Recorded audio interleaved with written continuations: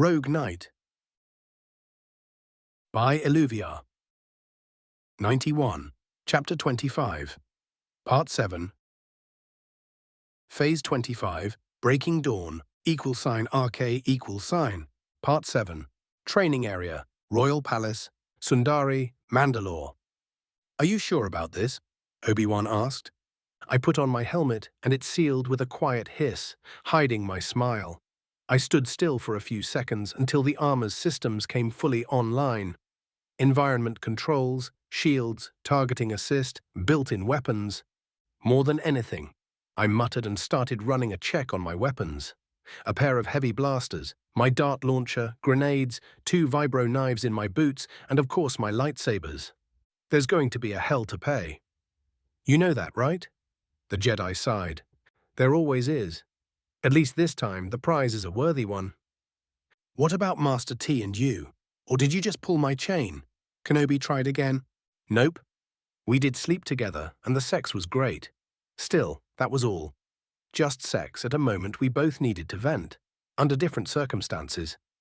I shrugged. Every time I think about Tai, I can't help but compare her with Ashara, as if I'm replacing my dead wife with someone who, no matter their worth in the end, won't be able to compare. That's messed up. Obi-Wan shook his head. If someone told you that the whole emotion thing is simple and without complications, you need to kick their ass. Then why have you been nagging me not to clamp on mine? Because no matter the pain and heartache emotions can bring, they're worth it in the end, Obi-Wan. Look me in the eyes and tell me that you regret that you slept with Satine, that you don't want her again. That's not the point, Kenobi spluttered. It's not. Man, you've got it bad, I smirked. When we're done here, go drag your Duchess to the bedroom and make sure that she won't be thinking about anyone else ever again. Vale. That's totally unappropriate. Obi-Wan glared at me. Getting laid is a very appropriate thing to do. I tuned out his spluttering and looked over the training room. It was 200 meters long, 100 wide and 25 tall. There were various metal panels that could pop up to provide cover, as well as hollow emitters to help simulate most environments too. The training ground was configured like a labyrinth with a lot of cover and a decently large open space in the center. Enough with the distractions. What in the name of the Force made you choose that symbol for your clan? Kenobi growled. It was too easy to get under his skin. I chuckled and glanced down at my chest plate. It was painted black, with a white emblem of the Sith Empire above my heart. I'm sticking it to a certain Sith. Now go in the observation lounge. I promise the show will be worth it. That's what I'm afraid of.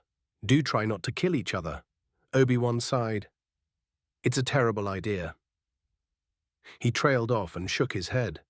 It's all a matter of perspective. When all is said and done, I'm the last remaining official of the Sith Empire. It was never officially dissolved. If anyone has a right over this emblem, that's me. I've fought and bled for it for decades, Obi-Wan. With those parting words, I stepped into the makeshift arena and an armored door closed behind me. I took a deep breath, reveling in the cool air provided by my armor, and drew in the Force. A pleasant chill ran over my skin as I submerged myself in the dark side. My senses expanded, and I could feel Bo on the other side of the training ground. She took a step forward, and her presence all but vanished, leaving me with only a vague idea where she was. If we were actually on a crowded battlefield, she would be practically invisible to my Force senses. I laughed. It's been years since I faced as Mandalorian, whose armor was concealed by alchemy. So she did have a relic from the good old days. This was going to be fun. I enhanced myself with the Force and ran forward. I leapt over the nearest obstacle and landed on a 5 meters tall metal pillar. That gave me a good view, only the far end was mostly obscured by a jagged line of platforms. 2 micro-missiles popped up behind a column to my left, then streaked straight at me. My left hand snapped up, and I blasted them out of the air with a lighting strike. In the same moment, I drew my lightsaber. 4 more missiles vaulted over the column, followed by Bo, who flew on a jet of fire. I threw away the ordnance with a wide telekinetic push, which caught the Mandalorian just as she halted her ascent. She left the Force wave push her back and opened fire with her blasters before leveling her flight and darting straight at me. I activated my saber and started deflecting the shots, then sent a lightning bolt at her. To my surprise, Bo kept on coming. My attack harmlessly slid over her armor, which now had a corona of dark side energy dancing all over it. I whistled with appreciation. That was a damn nice kit that resembled my old armor in capabilities. Instead of facing Bo head-on, I let myself fall behind the column I was standing on. While I was descending, I slashed it through the middle and used the force to tear it in two. As I landed, I sent the piece of durasteel hurling at Bo, who dodged in the last moment and retaliated with the heavy missile mounted on the top of her jetpack. I caught the weapon with my mind and threw it at the oncoming warrior, who banked to the right. I crushed the missile just as she was dodging it. The warhead blew up and threw Bo off course. While she managed to correct her flight and avoided slamming into a 2-meter-tall pillar, she missed me by a large margin. Her shoulder brushed the column, and that let her armor discharge the Sith lighting that had been dancing all over her for the last few seconds. Using the force, I called one of my blasters in my waiting free hand and opened fire on Bo. She flew up and returned the favor before diving towards me. I hit her twice, only for my shots to deflect from a shield. At the same time, I intercepted her fire with my blade, sending it to pockmark the nearby pillars. Bo suddenly twisted her body so her legs pointed at me and used her jetpack to slow down her approach just as I jumped forward and let my blaster go. She laughed and activated a flamethrower built around her left arm, hosing the rapidly shrinking distance between us with liquid fire. My own laughter boomed in response, and I drove right through the flames, which covered my armor and started burning through the upper ablative layer. When I emerged from the fire, I found myself staring at a grenade flying my way. Acting on instinct, I shoved the explosive away with the force. Unfortunately, it chose that moment to blow up and threw me back into a nearby pillar. Bo received a similar treatment and slammed into a tall column before rolling over it. I fell to the ground and used the force to tear the burning substance from my armor, which left it covered with moderately deep rends. A moment later, I threw 2 frag grenades behind the pillar where Bo disappeared. She rolled around its corner an instant before they blew up and sprinted my way. I jumped to my feet and sent a pair of stun darts at her. Perhaps she sensed my attack, perhaps she planned it all along, but just as I shot at her, Bo jumped forward and flew at me with her jetpack. One dart missed and the other simply glanced off her shoulder to no effect. I tried to push her away with the force, using a decidedly non-lethal telekinetic push. That only staggered her, and a moment later, Bo shoulder-tackled me, driving the air out of my lungs. We crashed in the ground with deafening clanging of armor on durasteel, and the force of the impact threw us off each other. It also made me drop my lightsaber. I rolled and surged to my knees, activating the vibroblades built in my arm guards. A moment later, I had gathered the force around me as a shield and charged Bo, who was just finding her footing. She managed to deflect my right arm with her hand, and my blade merely grazed her helmet. Bo activated her own built-in vibroblade and tried to gut me, but I blocked her hand with my forearm. She twisted in an incredible way, demonstrating an almost impossible flexibility, and slammed a foot in my chest, pushing me back. Then she tried to open the distance even more with her jetpack, but just as the Mandalorian started to fly away, I caught her pack with the force. Bo cursed and hit the release and landed on her feet. I crushed the jetpack and threw it away, while Bo opened fire with wrist-mounted blasters. My shields absorbed the first salvo and popped, but that gave me enough time to summon my saber and activate it. 2 shots burned craters in my armor, though it held before I could catch the rest on my blade. I raised a hand and caught Bo in a telekinetic grip. Then I pulled her towards me. She cursed and continued to futilely shoot at me for a moment before her hands dropped to her belt and she pulled a pair of grenades with a blue stripe in the middle. I chuckled as she threw them at me. A dismissive gesture later, the grenades flew to the left, but that was enough to break my hold on her. The Mandalorian drew a vibro sword from behind her back and charged me. The old-fashioned way, eh? I grinned and met her with my saber. Our blades met, and her sword didn't held its own. It was either Beskin or cortosis plated at the very least. Bo attacked with desperate ferocity, attempting to overwhelm me with a flurry of well-aimed, powerful blows.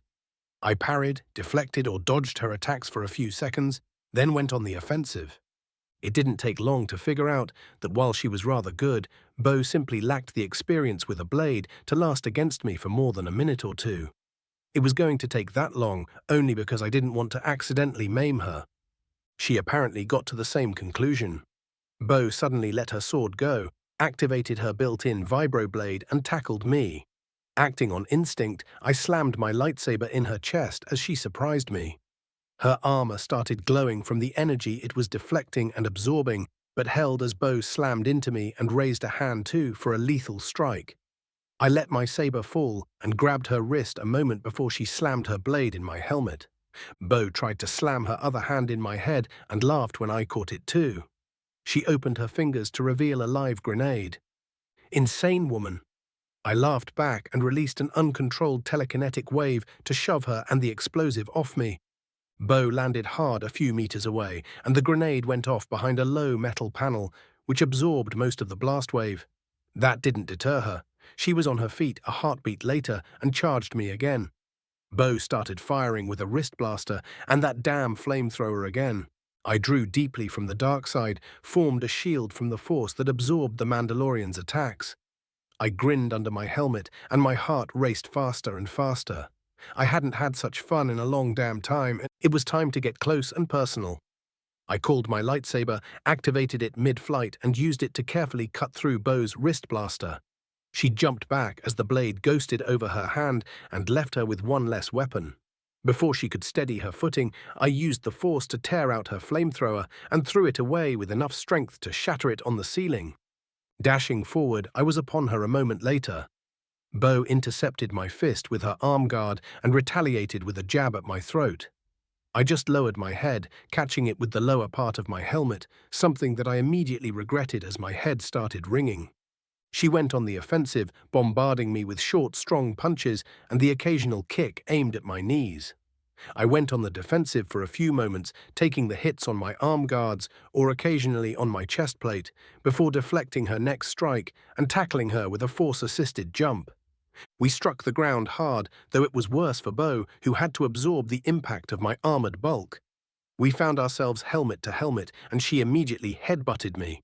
I grunted and saw stars for an instant before slamming a fist in her helmet, then I placed my vibroblade a centimeter above her visor. "Do you yield?" I asked. A blue flash engulfed us and we were stuck to each other by a blue, pulsing jelly-like substance. "An adhesive grenade? I haven't seen those since coming here," I muttered, then I gently tapped her visor with the blade. My right hand was mostly free. "Draw." Bo chuckled and carefully nodded to where our chests were touching. I could feel her hand crushed between us. "You have another live grenade, don't you?" I chuckled. "Thermal detonator, actually." I knew she was grinning under her helmet. "Well played." "Not really," Bo sighed. "You weren't trying to kill me." "And you did." I couldn't keep the amusement out of my voice. "Yes, I did." The adhesive gel started slowly fading around us. I used the force to tear it apart and carefully stood up. Bo deactivated the detonator and accepted the hand I offered her, helping her to her feet. She pocketed the explosive and removed her helmet, revealing a sweaty hair and a smiling face. "We need to do this again sometime."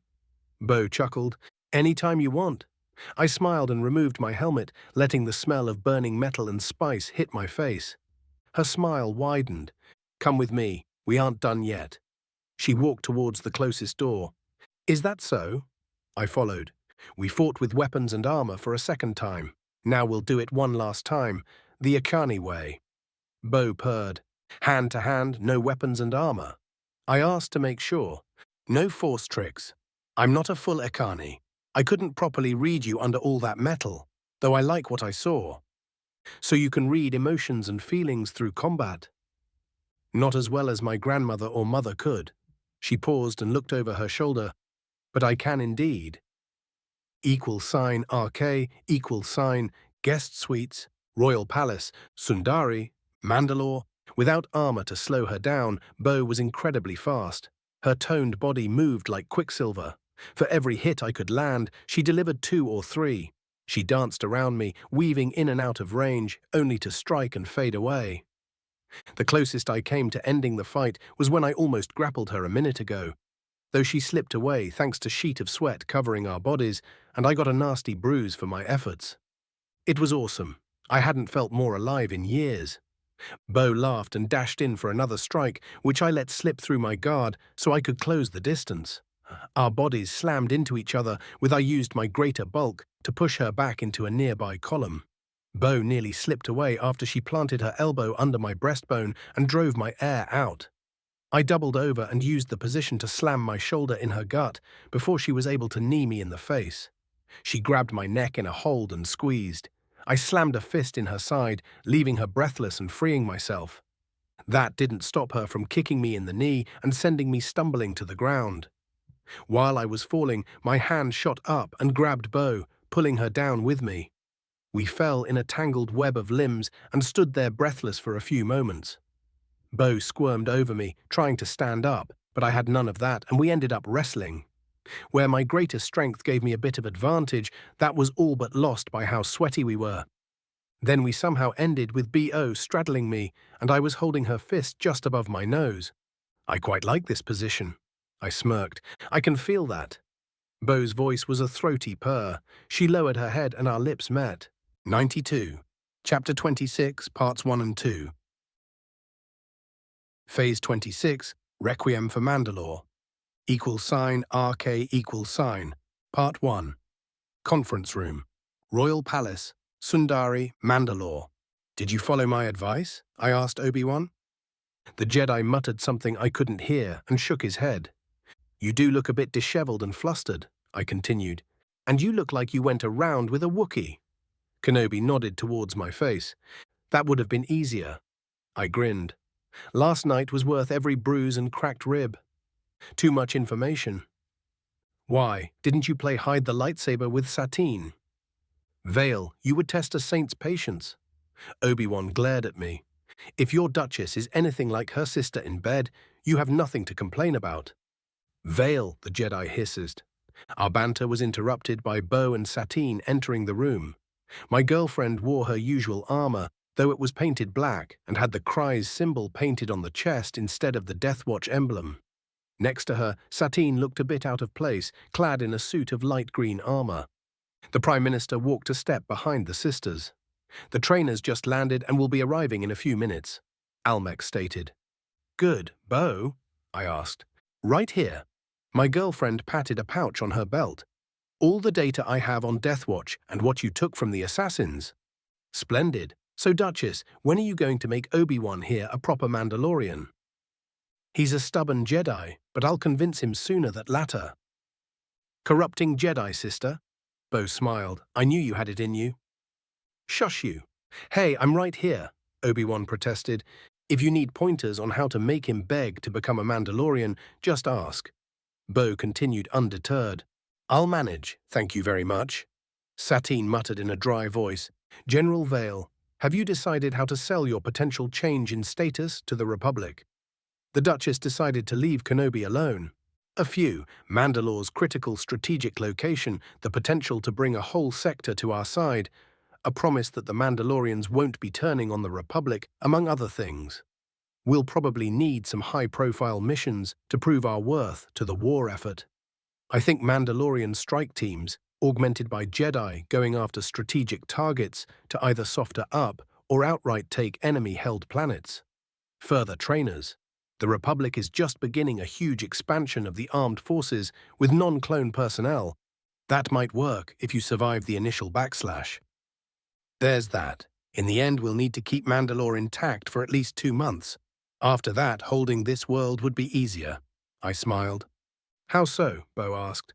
An old project of mine will be operational once again in 7 weeks. It must be something special if you believe it could help secure this planet, Obi-Wan added. Oh, it is. You'll all see it when the time comes. Any news about Vizsla's supporters? How many clan leaders are likely to vote for him? Bo asked the Prime Minister. Almec frowned. It's unclear. Before the Duchess's statement, he was the only viable candidate, but didn't have enough support to become Mandalore. However, Vizsla and his agents were busy. I know he met with 6 clan leaders yesterday alone, though if they will support him or not remains to be seen. We can count on Yomajet and most clans running weapon manufacturing business. Those I met with personally love what we can offer them. There are a lot of people who will jump at the chance to be the ones rearming Mandalore, Bo interjected. However, some of them won't care whose weapons they will be building. True, Yomajet's support will be important. He's practically the most powerful clan leader and one of the most influential, Satine added. Are you sure he'll really support you? Reasonably, considering what I offered him and his corporation. That surprise of yours? Almec asked. Among other things. The door rang as an armored fist knocked on it. Enter, Satine's clear voice ordered. The doors opened up and revealed a corridor full with armed and armored Mandalorian warriors. I recognized 3 of the 4 people crowding the entrance thanks to their armors. Cal Skirata, Mij Gillamar, and Wallen Vow. General, I returned Skirata's salute. I'm glad you could get here so fast. Fortunately, we still control hyperspace lanes, allowing us rapid transit from Camino to home. Gillamar added. Hopefully, we'll be able to keep it that way. Please do go in. 50 Mandalorians and 8 Republic commandos made their way inside and gathered around the table. A brief round of introductions followed, allowing me to put names to the rest of Skirata's command group, Rav Brala, Vonte Turvo, and Court Davin. The first 2 were women in red armor, and the latter a tall man in forest green. We're here, General Vale. Make your pitch. Skirata went straight to the point. Do I have to outline the situation again? I asked. Only anything relevant that happened since we headed this way. Brala answered. Well, the clan leaders will be gathering here in 5 days to choose Mandalore. Needless to say, Vizsla has been a busy little gangster. He or his agents had been meeting with clan leaders, trying to either plead to their honor, offer them deals, or threaten their families. You've got to be joking, Turvo exclaimed. Sir, she added a moment later. Wish I had. Yesterday morning I went to talk with Kola Ordo. A few hours before I got there, he had been visited by Death Watch members who threatened his daughter Mira if he didn't support Vizsla. I don't think that would be an isolated accident. He won't win many votes that way. Skirata frowned. No, he won't be trying to threaten most clan leaders either. Last time I checked, there were just Cole and his kid. Not many people left on Mandalore he could trust these days. Cal sighed. What is Cole going to do? He was planning to leave Mandalore. I gave him a personal frequency he can contact me on, to either help him disappear or provide protection for Mira if he decides to support me. Support you? Who's your candidate for Mandalore? Rav asked. That would be me, I stated calmly. The room suddenly grew quiet. If I could convince these people, I would be that much closer to gaining the title. There were at least 3 clan leaders among the Kuival Dar in the room. RK, Part 2, Conference Room, Royal Palace, Sundari, Mandalore. You want to be the next Mandalore? Skirata asked. His expression was an interesting mixture of stunned disbelief and shock. The rest of the trainers weren't much better, though if their faces were anything to go by, they were suddenly doubting my sanity. An outsider, who if rumors to be believed is detached from this age and has no idea what we need as a people. The general continued. How this questionable idea helps save our people from another civil war? From where I stand, it's likely to cause one. Prevent a clash with the Death Watch? That's inevitable. That cancer has to be removed. Now, mitigating any engagements between Mandalorians, that's doable. I think so at least. I stared down Skirata. That doesn't answer Cal's question. We didn't come back to support your power plays. Brala added. That's one way to look at the situation. I nodded. It's all a matter of perspective. Aren't you supposed to be a Sith, not a Jedi? A Mandalorian whose name I didn't catch interjected. Speak plainly, no word games. If that's your desire, frankly, if all I was going for was power, the best thing I could do to preserve my current station as one of the most powerful men in the galaxy would be to burn down Mandalore as some senators and generals would love me to. That's the only way to somewhat mitigate the hit on my power base and reputation this whole fiasco is going to cause, no matter its ultimate outcome. I glared at the assembled warriors. That gave them some food for thought. How exactly is that an incentive to help you become our leader? Skirata asked. It sounds as a reason to consider you an enemy. If Deathwatch takes power or just starts a civil war, the Republic will have to intervene to prevent the CIS gaining Mandalore as an ally, or at the very least using this system and the surrounding area as a staging ground. The ensuing battles will see our people divided and destroyed no matter which side wins, Brala stated. That's why you called us here, isn't it? True. An engagement over Mandalore is inevitable. The capital world is an important strategic location, one neither side can afford to leave in enemy hands. Do I have to explain what havoc a fleet of raiders stationed here could wreak on the nearby hyperlanes? I do remember the Great Blockade, which almost strangled the Republic by cutting easy access to the Outer Rim. Ultimately, we don't have enough ships to have a decisive role in this. Skirata sighed. We have millions of warriors on this world alone, with many more spread through the sector or busy being mercenaries and bounty hunters. However, in the grand scheme of things, that isn't a decisive number, Gillimar added. What do you have to gain by becoming Mandalore? Somehow I doubt you're trying to do it of the goodness of your heart. Of course not, though the primary reasons I want the job are actually sentimental ones, if you can believe it. The newcomers stared at me as if I grew another head. Fine, you're not a Jedi, that's for sure, but you aren't acting like a Sith. So who or what the Criff are you? Davin asked. I snorted. Truly, my people's reputation has gone down the drain. What do you expect me to be? A raging imbecile who solves every problem through the most direct and brutal way imaginable? Someone too busy with his research and experiments to pay attention to the larger world? I shook my head. There are many kinds of Sith, something you people should know better than most. Or were, at any rate. I shrugged. Fair enough. Skirata waved a hand. Enough off-topic discussion, Court. I want answers and a very good reason why we shouldn't leave right now. No one becomes Mandalore over sentimental reasons, especially not a Sith. True, if those were my only reasons, I simply wouldn't be able to justify trying to gain the title. For those who might be unaware or disbelieving, the rumors are true. I'm from the Old Republic era. I began my training as a Sith on Korriban, shortly before the sack of Coruscant and the long not-so-cold war that followed. In my time, I fought beside many Mandalorians, and some of my best friends were Stephen and Mako Ordo. For me, it was just a year ago that I was on this world, drinking Tihar with Mandalore the Dauntless and his wife. It's in the honor of the great friendship I had with them that I want to see their people, their culture prosper again. I paused.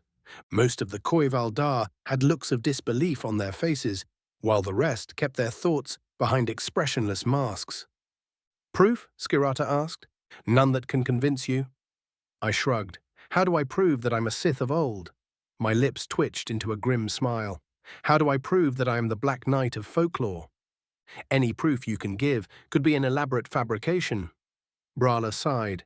Even your powers. We've read stories, seen ancient holovids. But all that means is that you could be someone rediscovered old techniques and powers. That's a reasonable conclusion. Criff, even if I was a clone of Darth Vile, who someone got the original's memories, that would be easier to believe that I traveled thousands of years in the future. I shook my head. We'll get nowhere with this. I still want to hear why should we consider supporting you, Turvo stated. I gave the warrior a nod. With your help, I can make Mandalore and its people great again. I will do my best to reunite our scattered people, forging them into a single nation based on honor and the principles of the Mandalorian culture. This whole sector once either belonged to answered to the Mandalorians, and that's how it shall be once again. That's a tall order, though at least you have ambitious plans. Skirata must. What about the Death Watch? The majority of their members are nothing but honorless thugs who know nothing of being honorable warriors. We'll expose them for what they are and crush them as the criminal scum they are. That's something I can get behind. Brala nodded. Still, you don't need to be Mandalore for that. I need to become Mandalore, because that's the only chance any of us has of bringing the Mandalorian people together behind a single banner. A civil war on top of the Republic and CIS slugging it in space and on the ground here would be disastrous. We'll fall divided, easy prey for either side. Skirata sighed. That is, isn't it? We need not only a Mandalore who can bind us together, but one that the Republic would find acceptable. Not quite. One that I find acceptable. I looked him in the eyes. I can't afford to leave the Mandalorian situation unresolved. While there may be someone I've overlooked, the only viable candidates right now are either Vizsla or people in his camp. None of them would do, and even if there was a viable alternative, they would need to convince me that they would be supporting the Republic in this war until the Confederacy is done for. How is that our problem? Devin asked. We're a potential threat long-term, I mean. Skirata answered. Right now we don't have a decent navy, no real army to speak of, though we have millions of experienced infantry. Our warriors have training and equipment rivaling or outright outmatching the GAR, though that means little without logistics, navy or armored forces. However, give us 2 years, and that can change. We could have a decent fleet built in that time, along with equipping ourselves for a war like this one. A few more years, and neither side would be able to simply dictate use demands and treaty terms. We would be a major player on the galactic stage once again. We have the potential to become one right now, though we're divided, and that holds us back. With what resources? Devin asked. Uniting this sector would be enough by itself, though that alone would take too much time. Using captured CIS industries and equipment, Republic aid and my own resources, those can make an united Mandalore something no one in their right minds will criff with. However, all of that is a long-term concern. The war is likely to be decided one way or another in the next 2 years. If leveraged properly, the existing number of Mandalorian warriors might be enough to tip the scales in the Republic's favor. That's what I get short-term at the price of possibly losing my position as a general in the Republic Army, and for sure getting my current powers significantly reduced. I'm banking that we'll be able to hold on long enough to make that sacrifice worth it. Now this is something I can buy. Skirata nodded. Let's talk details. All you've really told us is your vision for the future. One I at least might be persuaded to accept. How exactly are you going to accomplish it?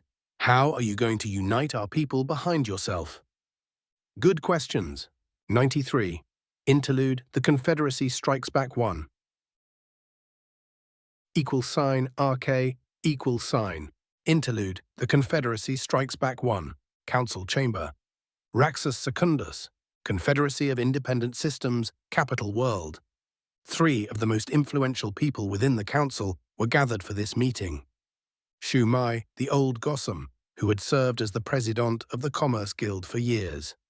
Next to her stood San Hill, the Muon chairman of the Intergalactic Banking Clan, an institution that suddenly found itself under censure after one of its leaders played an important part in the disastrous peace conference that saw Senator Amidala in a coma within undisclosed location and got a lot of the peace-inclined Confederacy Parliament members killed.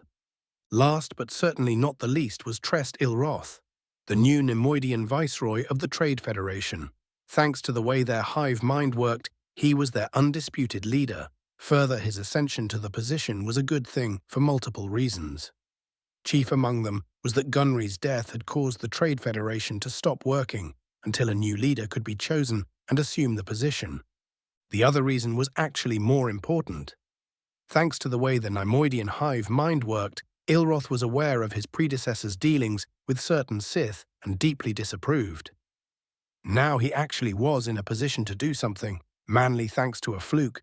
The people who were supposed to be the next in line were not in position to seize power when Gunry got himself killed, thanks to being too busy running various errands for him. That very thought made Trest smile. Becoming a leader of his people and the Trade Federation, thanks to his predecessor's hubris, now wasn't that some sweet irony?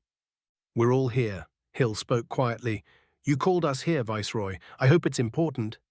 The tall moon's eyes bore into Tresk's own. The Nemoidian stared back. Dooku was right about one thing, you know. Ilroth must. The Republic Senate is under the control of a Sith who is behind this war. Our dear Count just forgot to mention that he's the Sith's apprentice and running our side of the war for that man. That little bombshell made the other leaders stare at him with disbelief. After all, those were few of the council members who actually weren't aware who they were really working for. Do you actually have any proof? Mai asked after a few moments of deafening silence. I actually have. Tresk smiled and pulled a small holometer from a pocket in his traditional viceroy pockets. My predecessor kept a record of few conversations with the Sith. Ilroth activated the device, and the three of them watched a few conversations between Sidious and Gunray, the first dating as far back as the ill-thought and planned invasion of Naboo. The last was the Sith issuing orders shortly before Gunray got himself captured and killed in that botched rescue attempt at Rhodia. That puts the war in a new light, the madness that's been happening there lately. Mai shook her head. I can confirm that the Sith assisted in the creation of the Confederacy. Sandhill sighed. His colleagues stared at him at the admission. This is going to be good. Please elaborate. Tresk waved at the moon. The Sith have been in contact with the banking clans for decades. We had a mutually profitable arrangement, something we've come to review after what's been happening lately. You didn't expect a Sith to betray you eventually.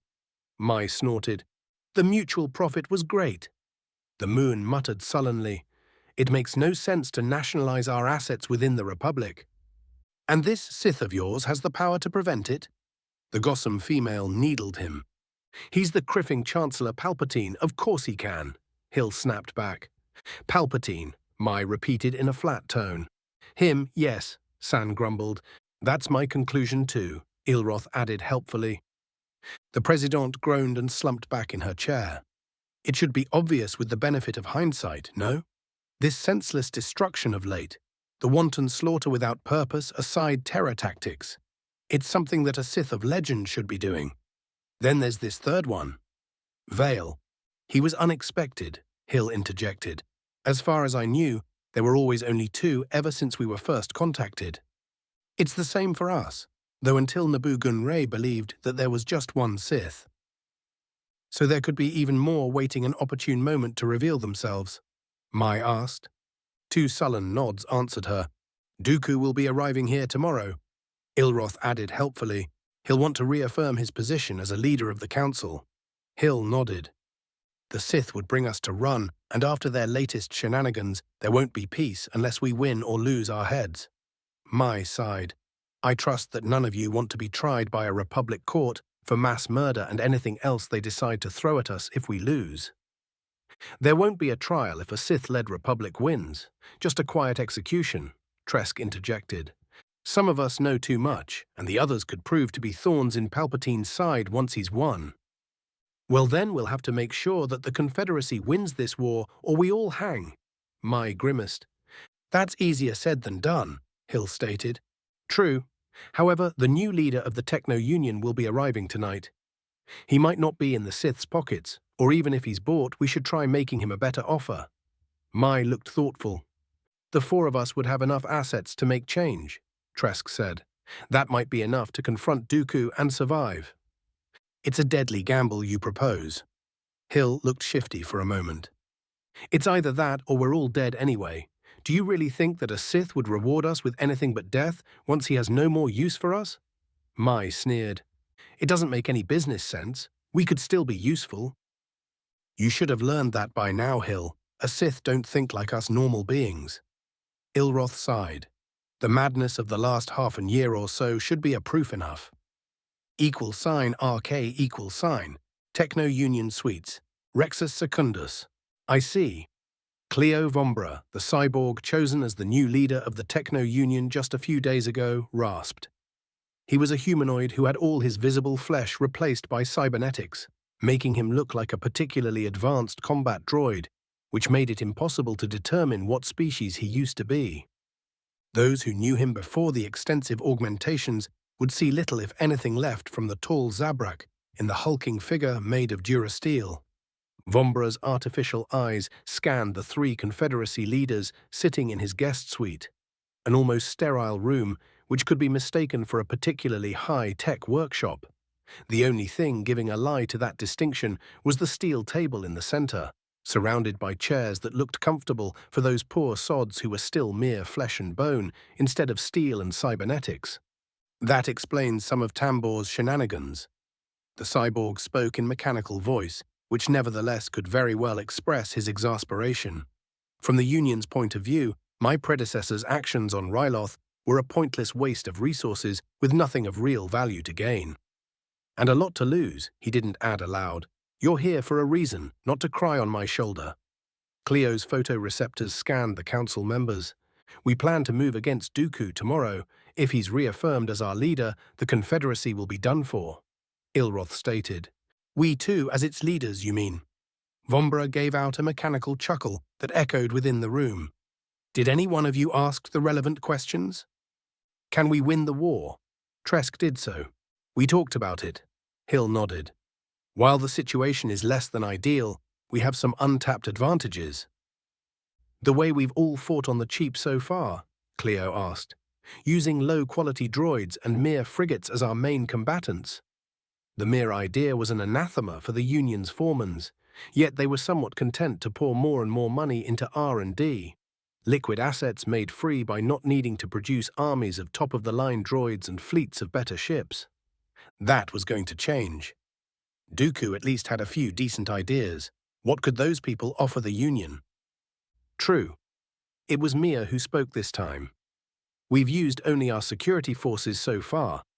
Granted, we expanded them greatly, but that's it.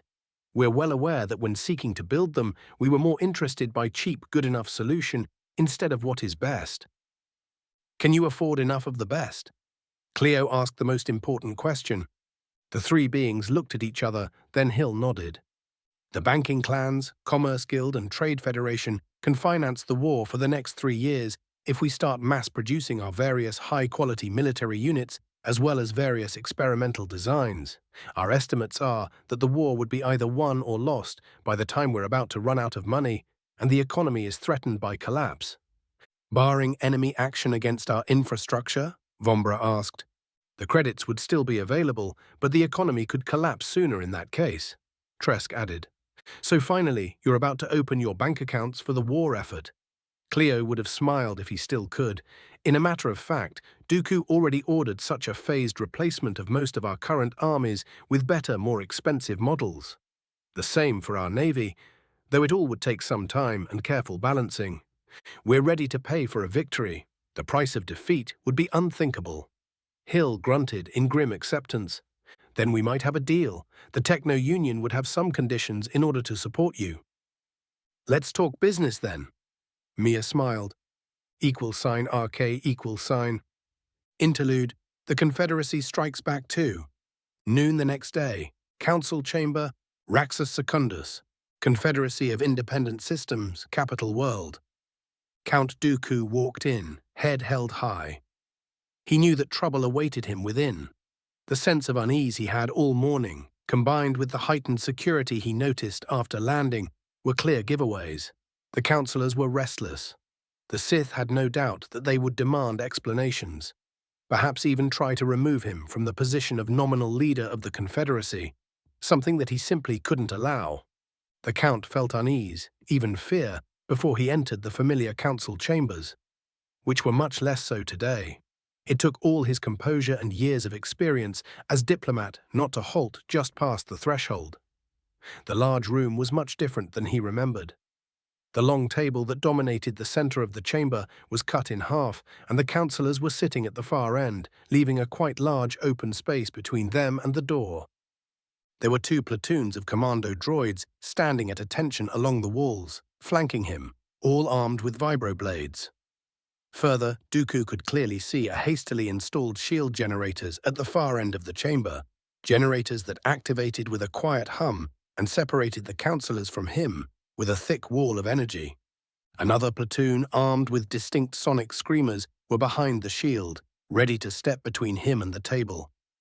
What is the meaning of this? Dooku snapped, not bothering to hide his anger. After all, pulling such a stunt on anyone would infuriate them, much less someone of his statute. It should be obvious, my lord. Ilroth Tresk, the new viceroy of the Trade Federation, stood up. Everyone in here knows what you are. Some of our predecessors had profitable relationship with the Sith. That's in the past. Viceroy, be careful what you accuse me of. Dooku spoke quietly, adding a suggestion through the Force. Tresk shook his head. I am not as weak-willed as Gunray, the Neimoidian snapped. Using your powers to influence us? A flat, mechanical voice hissed. That gave Dooku pause. He had left his previous meeting with Foreman Cleo with the impression that the new Techno-Union leader was on board with the Sith plans. The Count narrowed his eyes at the gathered councilmen. Hill, Mia, the Neimoidian. Those had the strongest feeling of defiance around them, a few of the rest too, but within them the fear was stronger. If he could handle the ringleaders properly, the rest would fall in line. Dooku knew that from years of working with them. However, two of the group were new. He had precious little first-hand experience with them. In fact, they shouldn't have been the new leaders of their respective factions.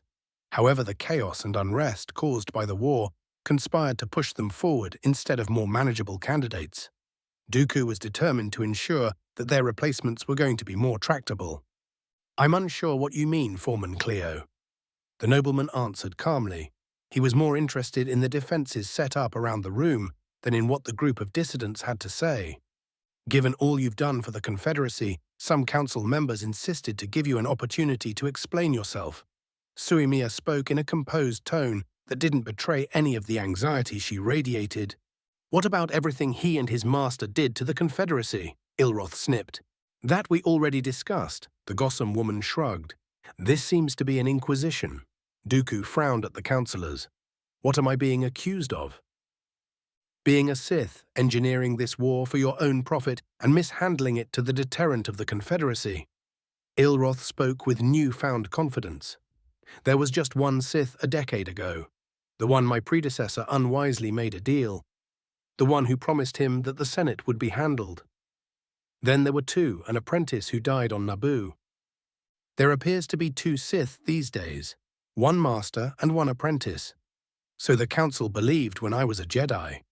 Dooku shrugged, reminding them of the role he played, that of an enemy of the Sith who was just doing what he believed best, even if that meant starting a civil war that was ravaging the galaxy. It was surprising how many beings bought the charade as truth. There were at least few on this very council too. "Really, I thought that there were three. Wasn't it curious that this new Sith veil appeared just as we were winning the war? Just to reverse our fortunes too, especially when some of our members could confirm that our Confederacy was supposedly backed by the Sith." Hill glared. Dooku raised an eyebrow at that. The banker was afraid, all right, anxious too, but there was a feeling of rising anger and, more importantly, betrayal. It took the Count a few seconds to mentally review the more important events that might cause that, and he had to suppress a wince. After the events on Neimoidia, Sidious had moved to consolidate his control over the banking clan's assets within the Republic. That appeared to be a mistake now. "You all know that the Republic is under the control of a Sith, who is our real enemy." "True, from certain point of view." Cleo's mechanical voice interrupted Dooku, irritating the Sith. "The apprentice would turn on the master eventually. Wasn't that a part of your code?" "It's a part of the Sith code. I am no Sith." "Perhaps not." Shumia nodded, taking everyone aback. "We aren't concerned if you're a Sith or not, only if you work against the Confederation, and there is some proof about that." "Then ask and I'll explain." Dooku nodded, fighting to keep a lid on his temper. "We will. Why did the Sith engineered the bioweapon attacks on Naboo and Coruscant?" Ilroth glared. "Fellow council members, the investigation is still ongoing." Dooku sighed. Unfortunately, Severance hadn't been able to provide his anything solid on the perpetrators, besides confirming what he already knew. There was some kind of conspiracy within the Confederacy with their own aims. "I can assure you that I have nothing to do with those attacks." Dooku was a picture of innocence as he said that. It was even the truth. He wasn't an idiot to escalate the war to such an extent at this time. Doing so didn't serve his plans. I can't speak about any hypothetical Sith within the Confederacy, much less about the one controlling the Republic. "This charade is tiresome." Cleo gave a mechanical sigh. "We all know that you are a Sith. More than half of the council had dealings with you or your master while you operated as such." That was true. However, Dooku wasn't going to admit it for any conveniently placed camera so he could incriminate himself. It was clear that the meeting was a setup, however his agents letting him walk in without a warning. He would have a long conversations about the price of failure with them. It's a charade, all right, Dooku snapped. I'm being put on a trial on made-up charges. Or are we going to pretend that this isn't a trial? A trial? Not really. We aren't judges. Mia smiled. Trying you for anything, that isn't in our power. However, removing you from your position within the Confederacy, that we could and did do. You're no longer our leader, Count Dooku, Ilroth added. Can't say I regret not being a part of a council obviously chock full with backstabbers. The Sith shrugged. It was getting harder and harder to keep a lid on his anger. The Confederacy was his. He made it possible. He built it into what it was today. It was a tool for the Sith, one that would exist or die by their will. Still, you said I would be able to explain, Dooku asked. He believed that the meeting was filmed and decided to play for the cameras, showing himself as the betrayed leader. And you lied to our faces. Mia's glared at him. The bioweapon attacks. Your pet, Grievous's excesses. Do you think all of us for blind fools count? That's not what the Confederacy stands for. That's not what we fight for. The Gossam stood up and pointed an accusing finger at him. Some of Gunray's and Tambor's actions made no sense from either business or military perspective. However, acting under the influence of a Sith, who proves all the tales about their kind as true. The old woman shook her head in disgust. You engineered this war, you and your master, and now the whole galaxy is paying the price for your games. Her words rang with conviction. Dooku could almost respect her for knowing him to be a Sith and be ready to stand up to him despite that. That wasn't going to make her death any less certain. That's a very grave accusation, Councilwoman Mia. Dooku shook his head with regret. Not as great as your crimes. You're under arrest, Count Dooku, to be handled to the Jedi so you can answer for your war crimes. Tresk pointed at his chest. Dooku glared back. Do you expect me to come quietly so your cronies could arrange an accident before I could be handled back to my old colleagues? The Count sneered. He didn't believe for a moment that he would live if he went quietly. And even if he did, he didn't like his chances for escaping again. Do you really believe you can fight your way out of here? Cleo asked with what sounded like professional interest. I think we're about to find out, Dooku muttered. He concentrated and extended his will through the Force, using it to activate a certain communicator he always carried with himself. Ghostly fingers entered a long passcode within a moment, then pressed the activation button.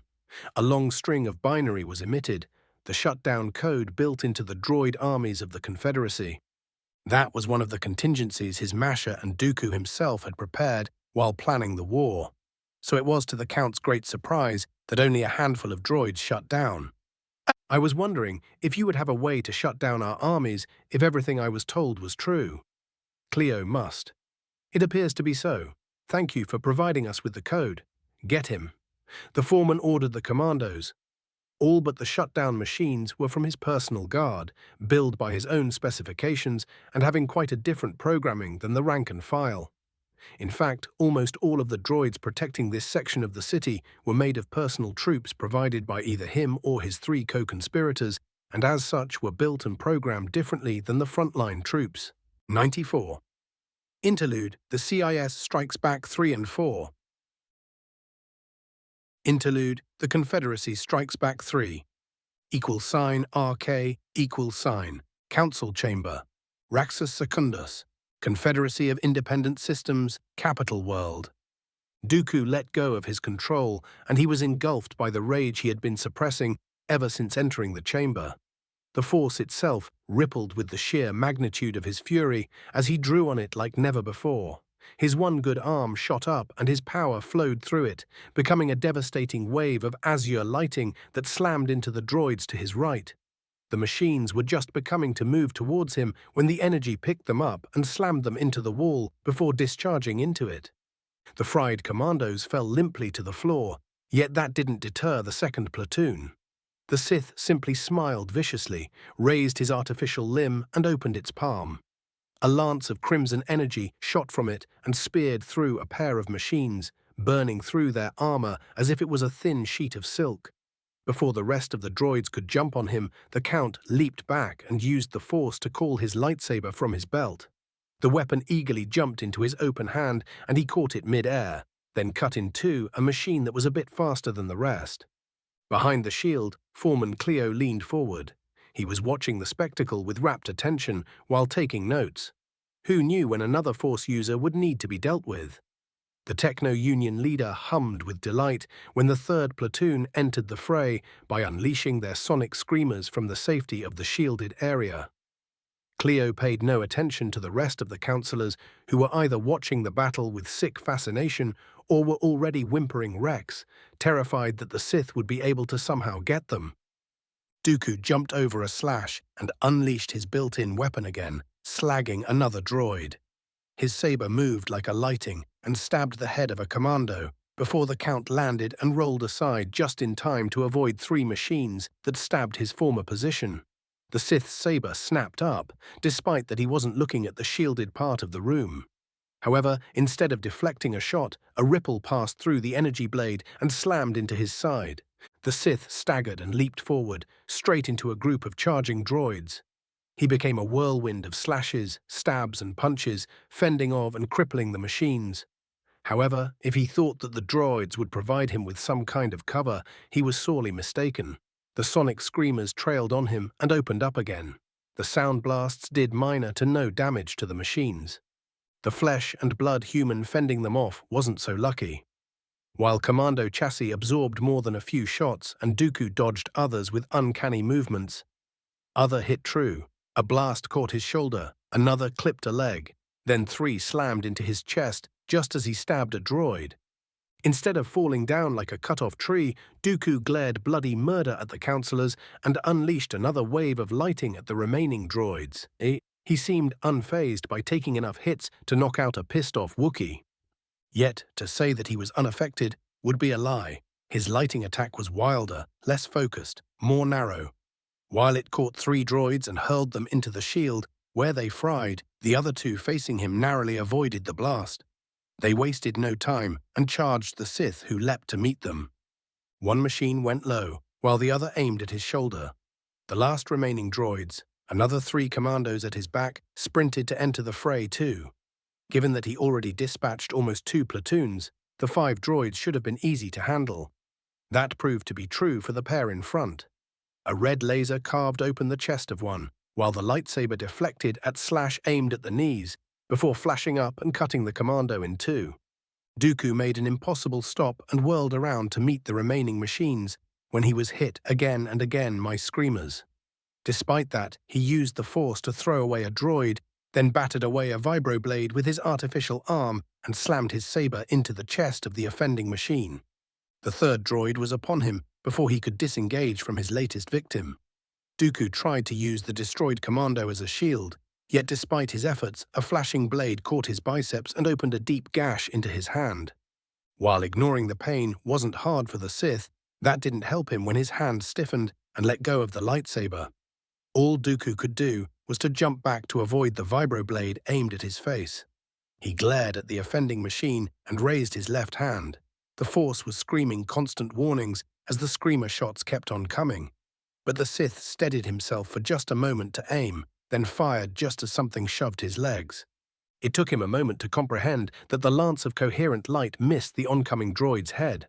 A blast clipped his head, making him dizzy for a moment, and Dooku found himself staring at a sparkling upper half of a commando that was missing its right arm. However, his other hand was very well, and currently clamped around his right ankle. He had no more time to stare at the pest. The Force practically screamed a warning that shook him. Dooku's head snapped up, and his eyes widened. The last droid standing was practically upon him.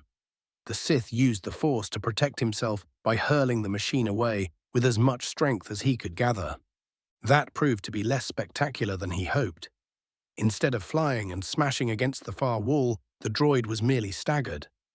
It recovered almost instantly and delivered a powerful vertical slash that was going to spill Dooku's brains if he didn't use his artificial arm to block the strike. The vibroblade bit deeply into the light alloy, making the prosthetic, disabling it from the elbow down and taking out the laser. "Begone!" Dooku snapped and placed his blood and flesh palm on the droid's chest, while gathering the Force for another lighting blast. A blast that didn't materialize as sonic weaponry continued to strike him again and again. His vision became blurry, and he felt sick. A metal fist slammed into his temple, sending him on his knees. A sonic blast struck the back of his head, making him shake and shattering the little concentration he had left. The last vestiges of the force slipped through his fingers, and the last thing he saw was a blade raised to take off his head. Then Dooku finally succumbed under an avalanche of sonic blasts. =RK, Interlude, the Confederacy Strikes Back I-4. =RK, Council Chamber, Raxus Secundus, Confederacy of Independent Systems, Capital World. Is he dead?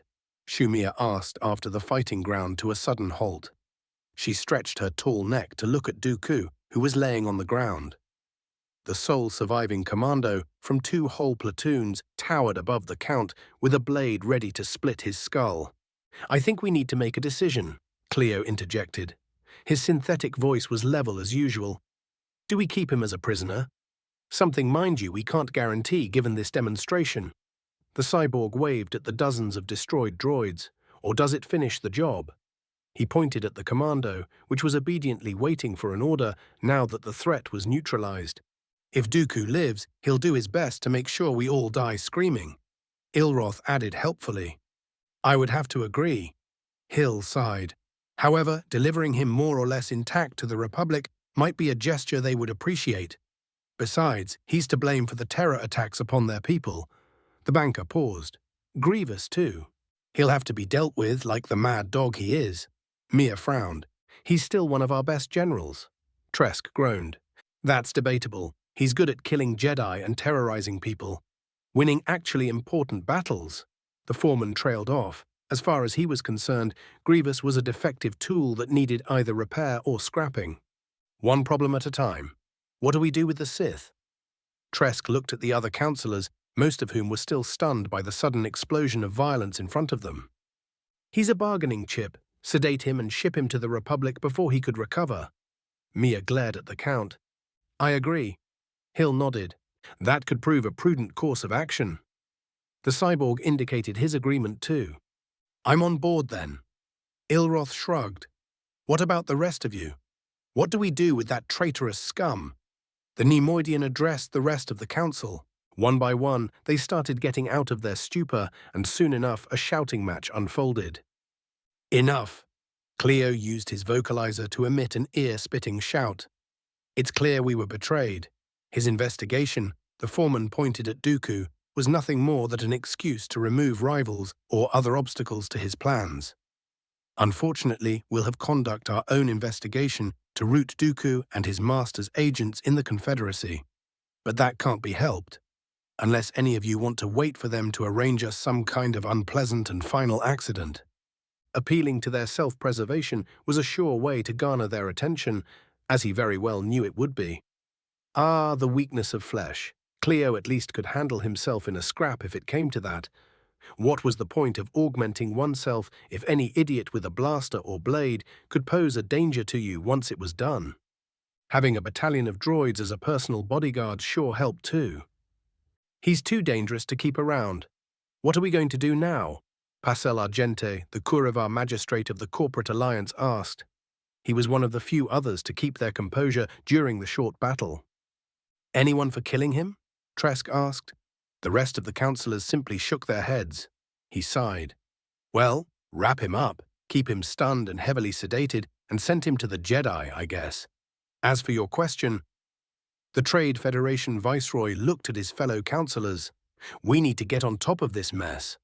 Present an united front to the Parliament and the galaxy at large, or internal division would see us all hanged by the Republic. If we're lucky, he added silently. Grievous, the war, we need to make some important decisions, Mia added.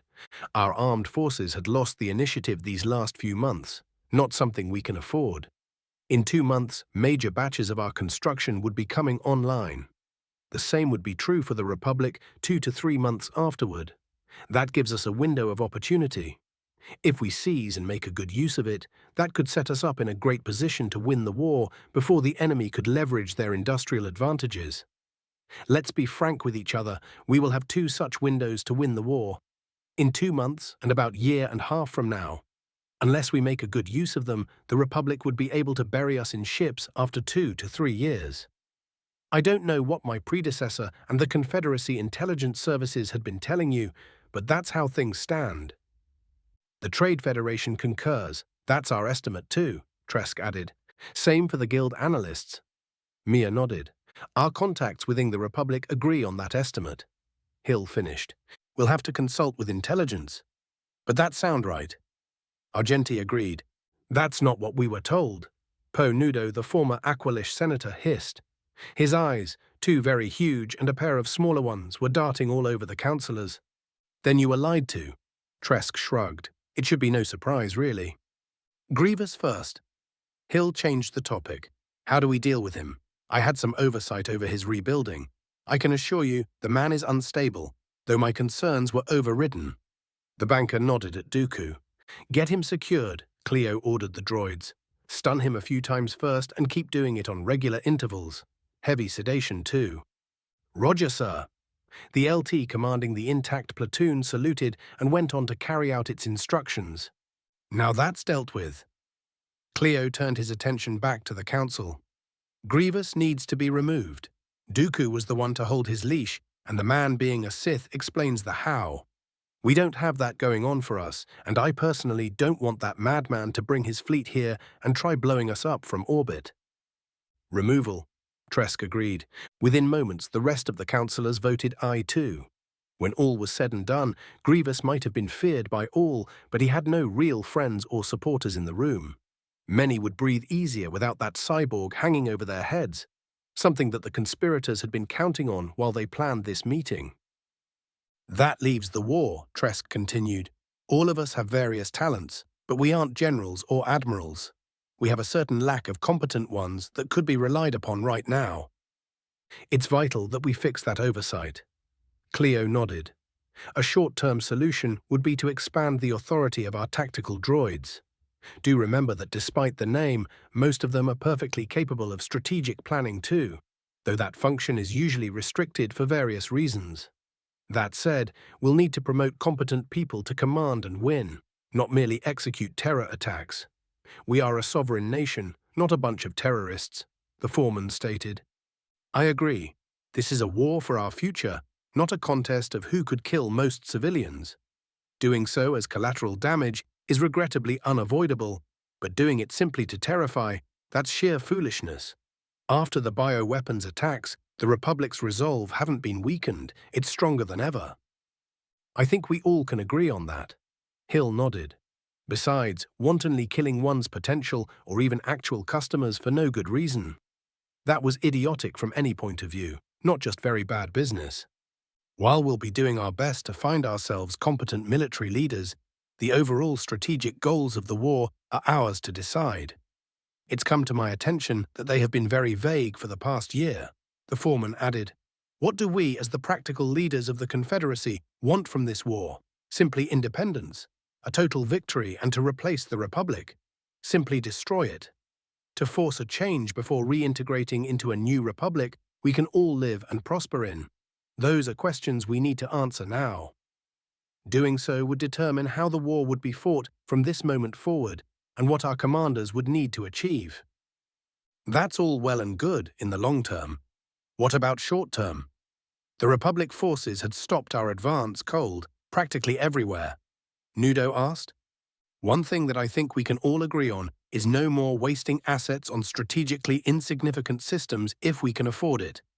We need to knock out or at least degrade the Republic's industry and war machine. Camino then, Argente stated. Grievous tried to reach it before, but his fleet was unable to sneak in and had to retreat while he was hundreds of light years away. A sneak attack?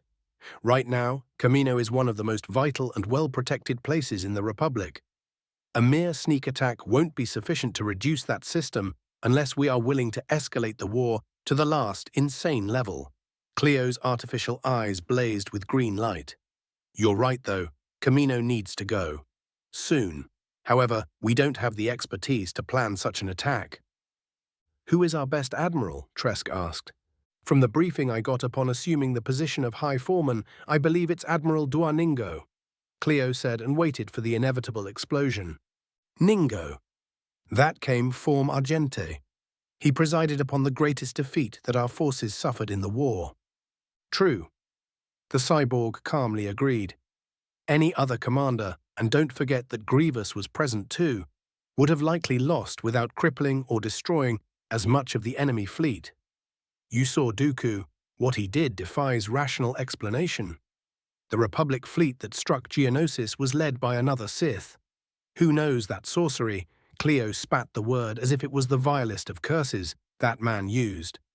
By all accounts, the Republic forces were so well coordinated it was hard to believe. Also, we have reports from the handful of surviving organic personnel that they felt acute despair and suffered decline in performance and coordination at the same time. Whatever that other Sith Veil did, it affected both fleets, which were spread over light minutes. Just a few minutes ago, I felt the need to do as Dooku suggested, as if my mind was not my own. Tresk shuddered at the memory. Let's not forget that the Jedi are our enemies too, and they too possess some of those abilities. I'm not one for fear-mongering, but we would have to take this force of theirs into an account in our planning. The Jedi, the Sith, they're a threat. Nudo spoke quietly. One forced by the Republic to fight us, the others made themselves our enemies by their own actions. It doesn't matter how we got here. What are we going to do about them? We can't ignore either of those groups. Cleo personally agreed. He was one to trust in technology, not some kind of sorcery. Yet he knew that the Force was real, that was proven beyond any shadow of a doubt, perhaps studying it to unlock its secrets. That was an idea to pursue at a later time. Now? Well, this was going to be one very long afternoon. 95, Interlude, Unintended Consequences. Interlude, The Galaxy at War.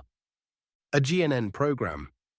Good morning, Coruscant, a lively, cheerful voice exclaimed as the GNN silver logo, a stylized image of the galaxy, was replaced by a beaming human woman. I'm Victoria Halcyon. The red-headed female's contagious smile grew even wider, and I'm Brosk Tonfa. And distinguished-looking old Rhodian spoke in flawless basic. His dark green skin was practically shining under the lights illuminating the plain desk where the news anchors were sitting. We'll start today with a report on the unfolding situation on Geonosis. As you may know, our valiant First Assault Fleet achieved the biggest Republic victory to date above Geonosis 3 weeks ago. That unprecedented success was followed by the ground troops completing their primary objectives within a week, and now it's time to pull out and redeploy to face new threats and exploit various opportunities. That comes straight from GAR Highcom, so you hear it here first, folks. We're done with Geonosis, Victoria's exclaimed. Sources within the army confirmed that all military industry of note on Geonosis had been destroyed, along with vast sections of the infrastructure that would be needed to rebuild those facilities. Tonfa continued, letting his colleague take a breath. Unfortunately, such a success doesn't come without a price. We finally have the first official reports of our losses in space and on the ground, along with an estimation about the casualties suffered by the enemy. Indeed, Borsky. Victoria nodded grimly. Suddenly, there was no trace of the good cheer on her face. Those are the unclassified losses given to us by the fleet. Considering that a portion of the CIS armada protecting Geonosis managed to disengage and flee, it's estimated that the Separatists are well aware what we lost, so High Command sees no need to classify the losses we took. That's true. Borsk waved a hand and a holographic window appeared between the anchors. Second Geonosis. Total space battle losses. First Assault Fleet. 32 Venator, 11 damaged, 108 light cruisers, 69 damaged, 144 frigates, 45 damaged, 500 Torrent fighters, 610 Y-wing bombers, 16 PLC escort carriers, 10 light freighters, CIS, 9 droid command ships, 1 wreck captured, 29 battleships, 3 damaged captured, 361 munificent frigates, 31 wrecks captures, 200K Vulture fighters, approximation, 16 Golan defense stations, 1K plus defense platforms.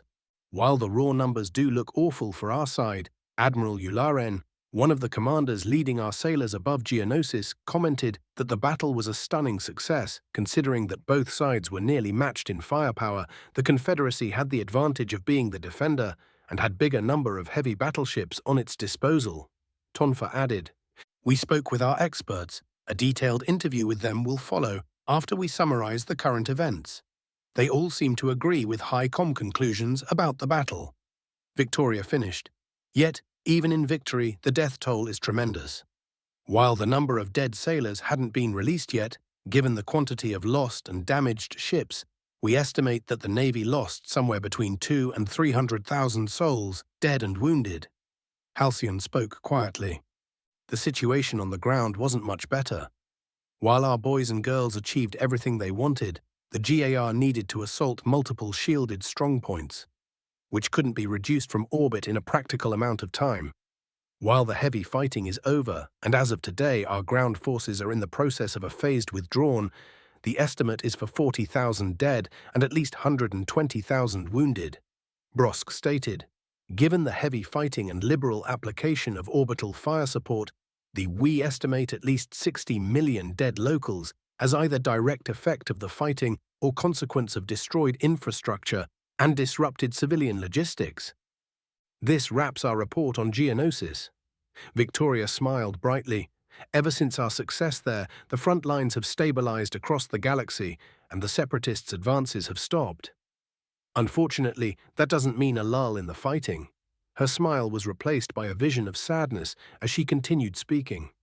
As of 8 this morning, GAR HICOM confirmed the presence of active engagements in 1,067 star systems.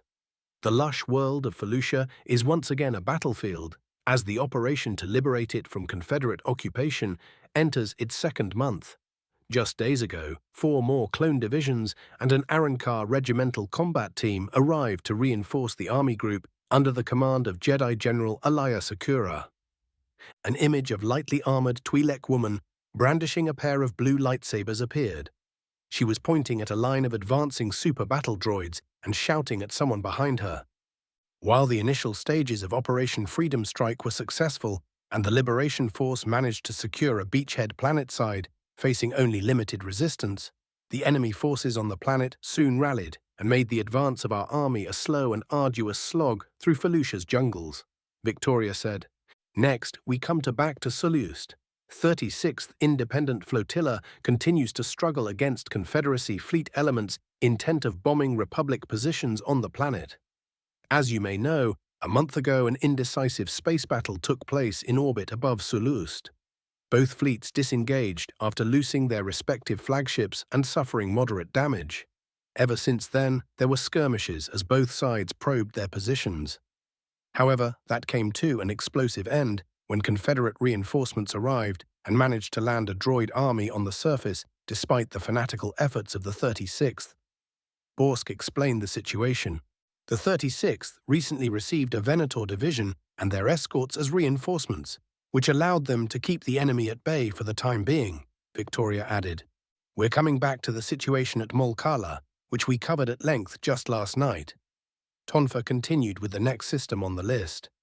The Quarren, who aligned themselves with the Confederacy at the start of the war, continue their push in the oceans of Dak. With no Gungan reinforcements coming from Naboo, thanks to the Quarantine, Republic and Morn Calamari troops, had been struggling to hold their ground. On that note, the situation on Naboo seems to be finally stabilizing. Despite an antidote being hastily found by the Jedi with the assistance of General Vale, its mass production proved somewhat difficult. It took 2.5 weeks for the problem to be solved and enough cure to be created. In that time, over 400,000 Naboo people perished, with at least another million estimated to suffer permanent damages from the Blue Death. Halcyon outlined the situation. A spokesman from the Republic Medical Service estimated that it might be safe to lift the quarantine in 6 to 8 more months if efforts in destroying the bioweapon proved to be successful.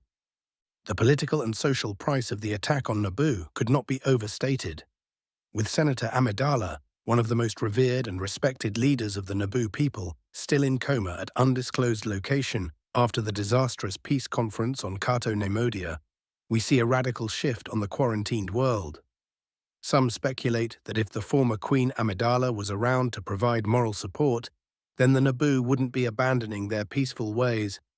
Tonfa continued, "Indeed, Borske." Halcyon nodded.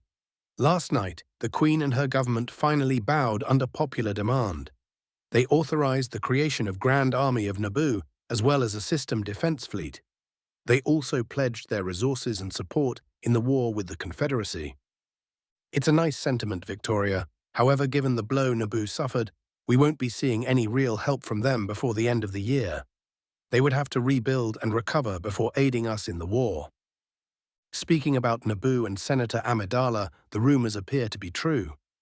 This morning, sources within HICOM confirmed that Jedi General Anakin Skywalker had indeed married the senator at the beginning of the war. It's speculated that his actions at the start of Second Geonosis were in direct response to what happened to her. Though we still lack any details besides unsupported rumors, Halcyon stated. You could be certain that we'll be watching the situation closely. Borsk nodded at his colleague. Now back to the war at large. The campaign for the dug homeworld of Malastare still continues. We're glad to report that the major separatists' trust in the densely inhabited Kalimdo Plains was finally halted, and newly arrived Republic reinforcements are pushing back the enemy from the main city centers. However, the fighting and disruption caused by it led to a tremendous crisis. It's estimated that at least 4 billion locals have already died from lack of clean water and diseases after their immune systems have been weakened by huger caused by disrupted food shipments. The only bright news is that it seems that we won't be seeing another humanitarian catastrophe like the one that occurred on Christophsis prior to its liberation by Jedi Generals Kenobi and Skywalker. We all hope that we won't be seeing such a death toll again. As you are all undoubtedly aware, Christophsis was the most densely populated world that saw all-out warfare since the beginning of the war. Even half now, many months since the last droid on the planet had been scrapped, we still don't have a clear picture of the civilian death toll. The most optimistic estimates are for just under 1 trillion dead, though most analysts expect the number to jump with at least a third. $RK, Interlude, unintended consequences, Chancellor's apartment, undisclosed location, Coruscant. Palpatine put down the pad he had been reading and reclined on the sofa. Smuggling a data chips through his security had proven easy for the Sith's remaining agents. That was one of the main avenues he had left to safely receive updates on the Confederacy leadership from his people on the inside. He had multiple good explanations on how he got the data, in case if it was found and someone decided to ask uncomfortable questions. None of that made Sidious any happier with his current situation, though he didn't have much choice if he wanted to remain the Chancellor with all that entailed. He wasn't Emperor yet and simply ordering his guards gone. Well, he did try doing that, carefully. As it turned out, doing so actually wasn't within his legal powers, an oversight he couldn't really remedy for the time being. On the other hand, if handled properly, despite its drawbacks, the current situation provided him with some interesting options. That was especially true in light of the latest, less than pleasing news. His former apprentice had been captured, again, this time by the Confederacy leadership, who appeared to be in the midst of fairly successful coup, if the data was to be believed. That by itself was a solid blow to his plans. It invalidated a lot of his contingencies. Yet, Sidious smiled. The Council's plan to hand Dooku to the Jedi, that had potential. Somehow the people with real power within the CIS had seen a part of the truth, that the war was orchestrated by the Sith and were eager to blame everything that happened on them. If the circumstances were a bit different, Sidious might have went with that narrative, after altering it to serve his purposes. However, Vale announcing to the galaxy that he was a Sith before going out to make himself a war hero.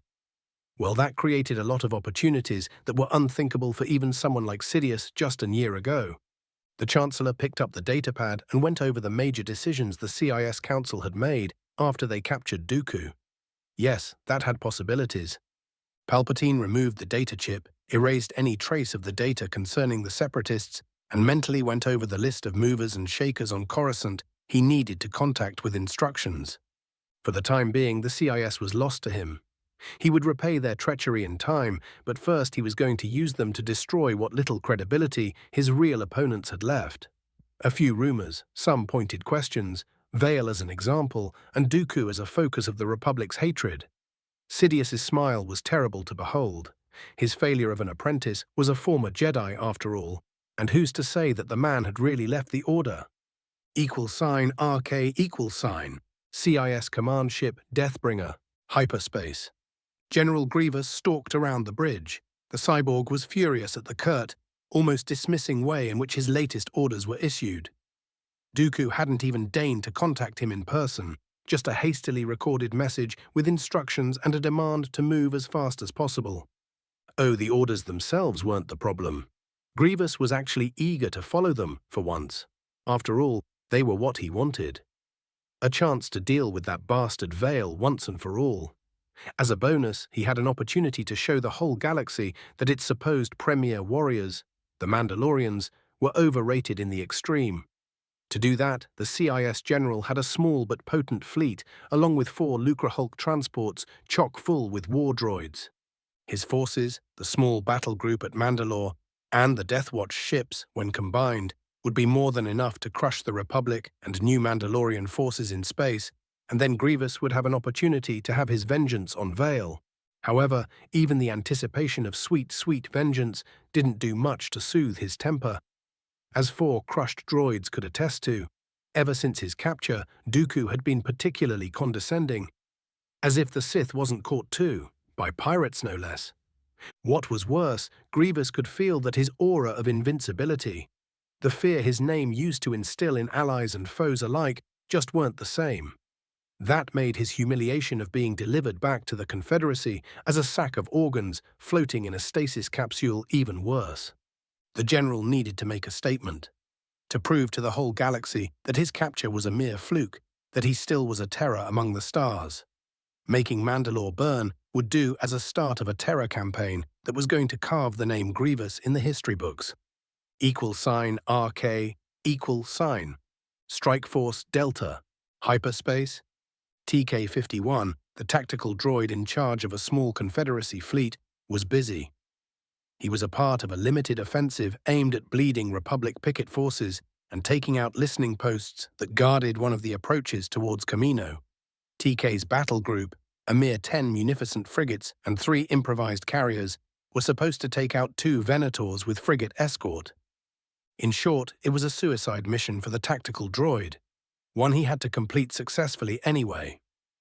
That's why, in the 3 days that it took for his force to gather before leaving, and even now as they traveled to battle, the machine was doing its best to devise a winning strategy. It was forced to work within some deliberate constraints of his programming that limited his options. Until a few hours ago, that is, because that was when a message from Confed High Command arrived containing mandatory software patch, a patch that lifted most of the constraints of the tactical droids programming across the CIS armed forces. That was fortunate indeed. Once the patch was implemented and TK rebooted, the droids started planning with a significantly expanded tactical playbook. It didn't take him much time to reach the same conclusion. A conventional engagement was going to see his force destroyed for not much gain. The mission would not be completed that way, and that was unacceptable. The tactical droid found himself at an impasse again. He ran over his options, froze for a moment, and then he started improvising. If a conventional engagement wasn't viable, he would have to do something else. In the end, given his assets, the answer proved to be deceptively simple. TK wondered why it didn't occur to him earlier, while he played with numbers, seeking the optimal way to deploy his forces. 96. Interludes. Interlude, uncertain future. =RK=, Relay Station Sigma 061T1. Dark space. Unknown regions. A rough sphere with diameter of 2 kilometers floated in the void. Its surface was made by a 100-meter thick armor belt that was covered by pockmarks left by stray asteroids and one particularly unlucky lost comet. The all-but-forgotten installation had laid dormant for almost 3,700 years when a certain distress signal reached it. The encrypted FTL message washed over meticulously maintained holocom station's receivers, went through a series of antiviral scans, And finally, 2.3 seconds later, the data was decrypted. A not-too-bright computer that had been awake for millennia scanned the message and noted its importance. It was the main reason for the station's presence in the region.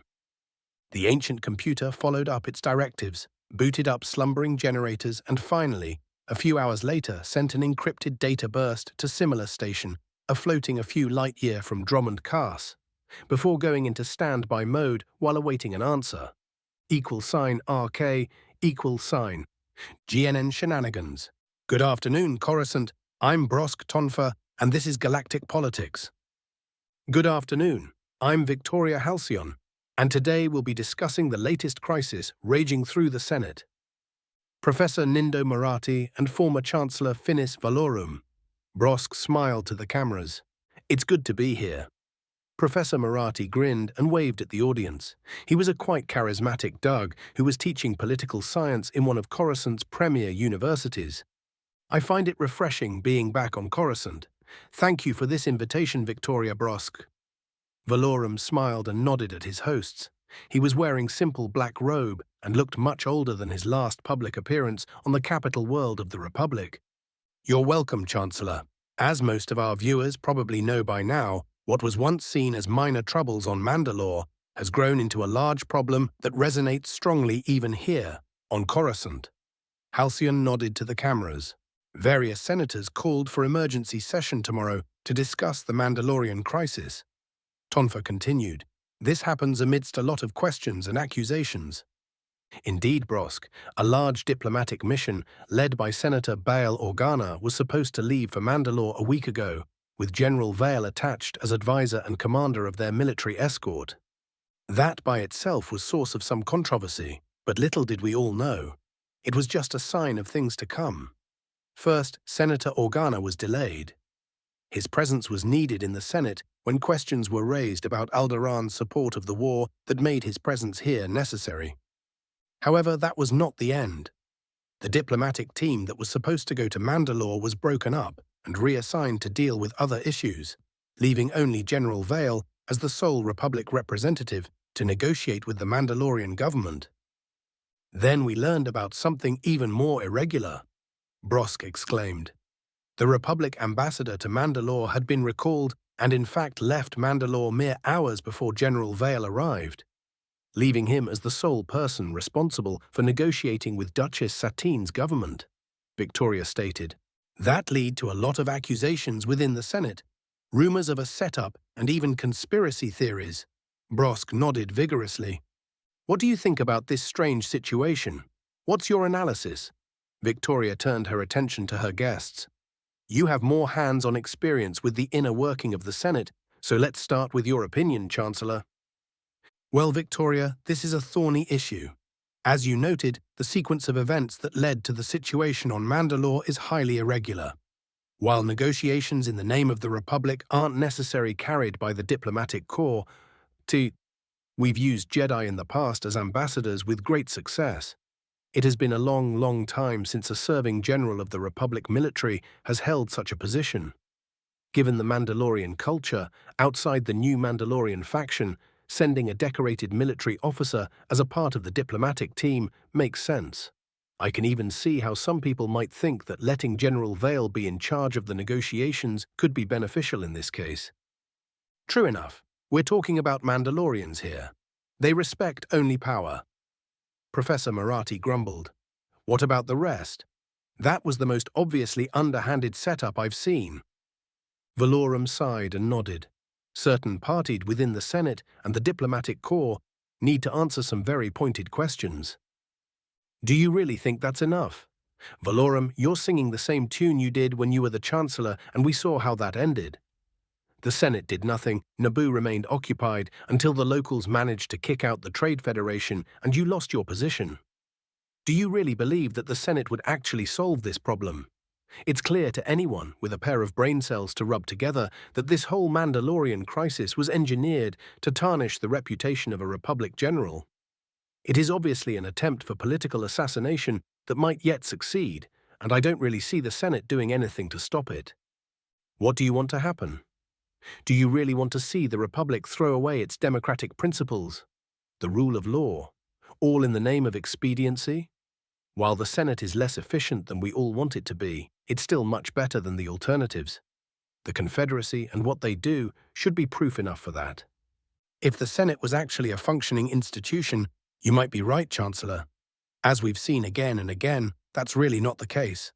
While there are good people in there, like Chancellor Palpatine, Bail Organa, and Padme Amidala, they're a drop in the ocean and can't really do much against the bureaucratic nightmare that's supposed to look after our best interests. That's simply not fair to anyone who works in the various Republic institutions or the Senate itself, Valorum exclaimed. Really? The same Senate that doesn't know what it wants?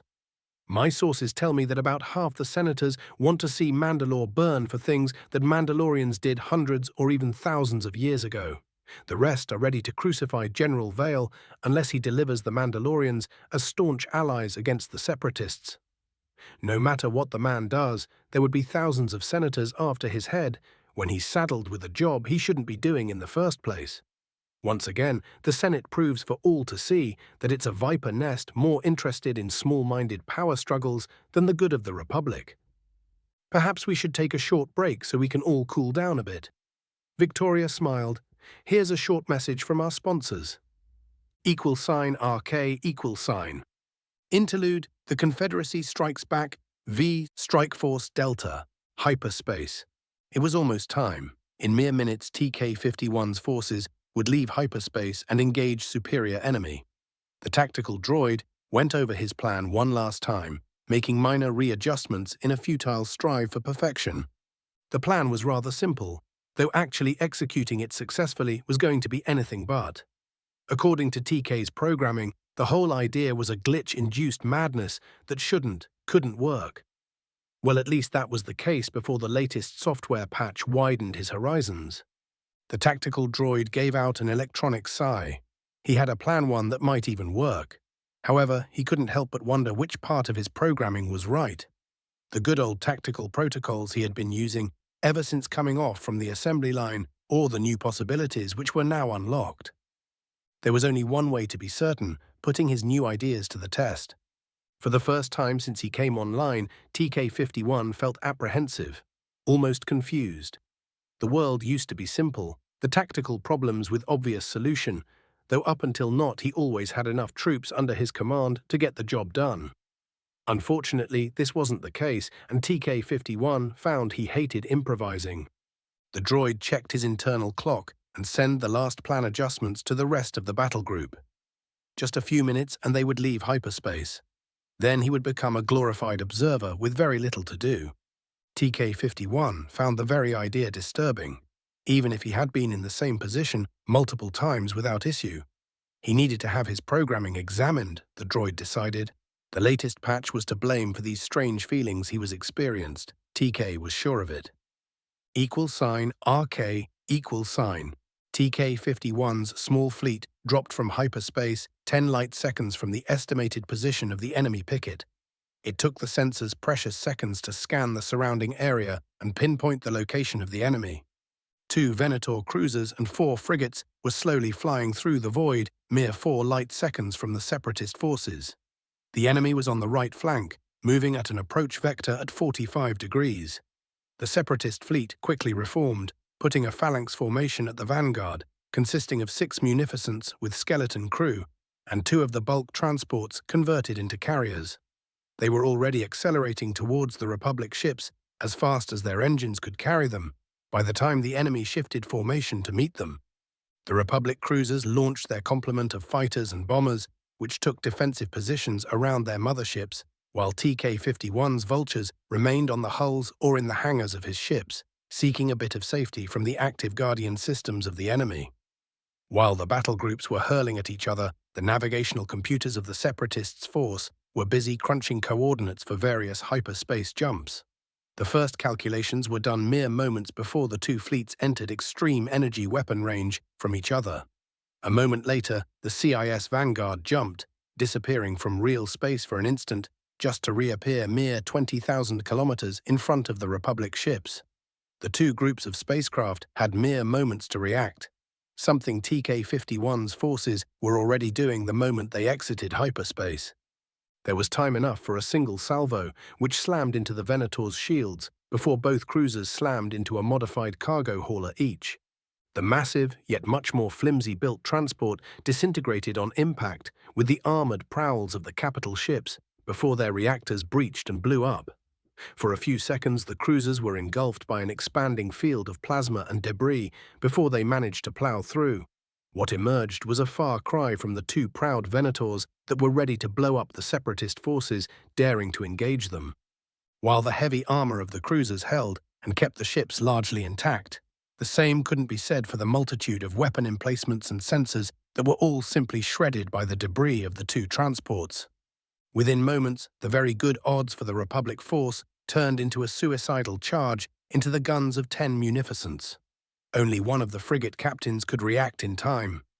A single escort broke away and tried to flee, while the remaining 3 ships flew into predictable vectors and ran straight into concentrated turbo laser barrages that burned through their shields in moments before boiling armor and melting through multiple decks.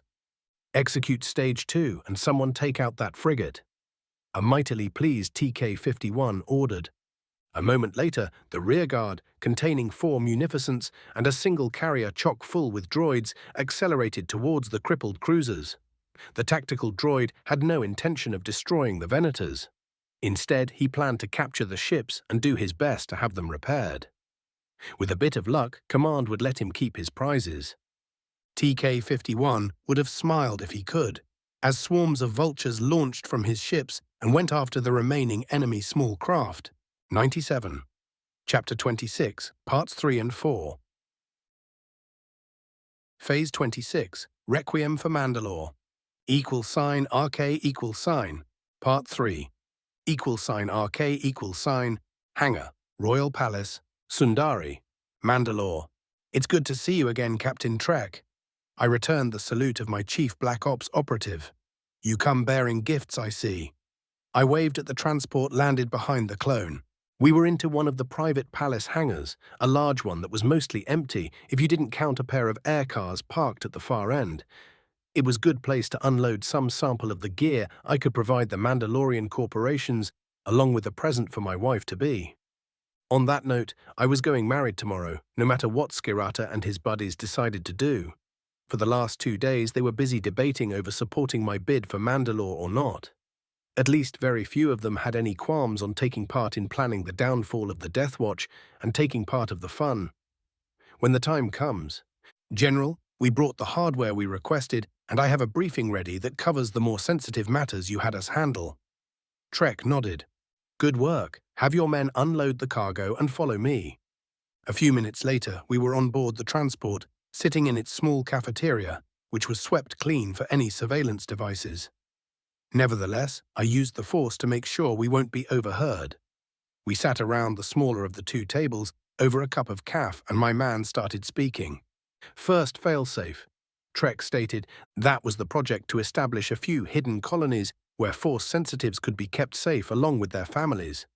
Trained too, and when everything was set up, carefully indoctrinated to see things my way. The Yavin the Force site is being developed ahead of schedule. We have the prefab colony up and running, and our guests have set up comfortably. Initial defenses are operational, and we're proceeding with properly concealing the site while excavating the underground complex. Additional defenses would be built in when their bunkers are complete. Splendid. No problems with the guests. They're glad we managed to get them out mostly in one piece, and that we're keeping them under the radar of both Jedi and CIS brand Sith. It won't waste, but that's good enough for now. Bastion? We've reactivated the base. The codes you provided worked like a charm. Given its location and the extensive asteroid fields in orbit, it would make for a great industrial site, so we've tapped the system for Project Forge as well. Trek gave me a searching look. Ah, I don't believe that a proper survey of the system was ever made. You found something interesting, I take it. A lot of useful stuff in the asteroids. Given the radiation thrown by the local star, the unremarkable planets in system, and the high metal content in the asteroids, we can easily hide extensive shipyards in there, and none would be the wiser unless they come in for a close look. There are enough resources to actually support a decent shipbuilding effort without imports. Once we bring all the machinery and specialists necessary, which won't be happening for the time being. I sighed. Well, Forge was a piece of long-term planning anyway. Status of the silencer? I changed the topic. We'll have the prototype ready on time. As you know, it was built around a freighter we gutted and modified extensively. It's projected to have an acceptable fire rate and range, though it would be very vulnerable if it comes under fire. The first proper cruiser-mounted version is still a few weeks away, and the ship it's being fitted on is an obsolete craft even if it's in a good repair. Can't be helped. I won't risk losing control over that piece of hardware by giving it to the Republic at large. Letting it fall in CIS hands, which would be almost inevitable with too many of their and Palpay's agents still running around despite the best effort of the Republic intelligence services, would be even worse. At least I would have an ace up my sleeve shortly. What forces can you bear in this conflict? I waved around us. Mandalore. We've pulled back and scaled down our operations as much as I dare. So about a battalion of infantry, 2 armored battalions, and 2 experimental artillery companies made by various weapon systems we've been testing. I winced. Oh, unless everything went to hell, I wasn't going to waste my special ops boys in a slugging match on the ground. But it was nice to have them on my disposal, even if they were going to be just a drop in the bucket if the worst happened. Space assets? A bit better. 3 refurbished Captor-class cruisers, they're our main strike arm. We've converted them into heavy missile platforms. Thanks to our RI friends, we have 150 of the new missiles for field testing per ship. The rest are standard concussion warheads. Trek grinned. What new missiles? I apparently missed an R&D memo. Or more likely, it was with Piet back above Geonosis. My aide was back on Yularen's flagship, dealing with loads of my less sensitive paperwork while I was busy playing diplomat. It was character building for the poor bastard. The X-ray laser warheads. It's an old technology that hasn't been used in, well, millennia. The deflectors stopped such systems from being useful, except in such numbers that they weren't economical, or so the engineers tell me. Yet the boffins made them work. In a manner of speaking. They are big damn missiles, so we'll be able to carry a limited number on anything that isn't a glorified missile platform anyway.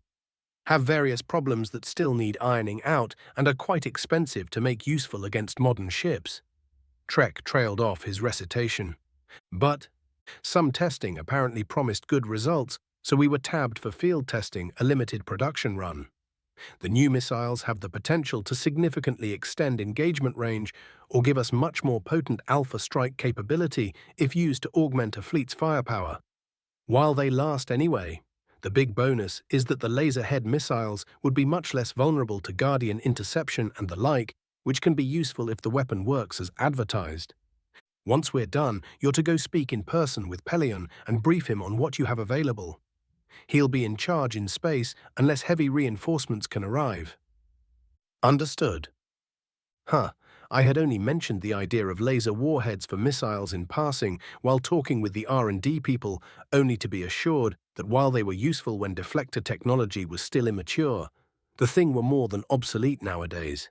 It seems that someone played with the concept anyway and might have found a useful way to make it work. Score 1 for the boffins. This sure was a pleasant surprise. We have 5 old Thranta war cruisers ready to deploy, with 7 more being refurbished by various private contractors. The name doesn't ring a bell.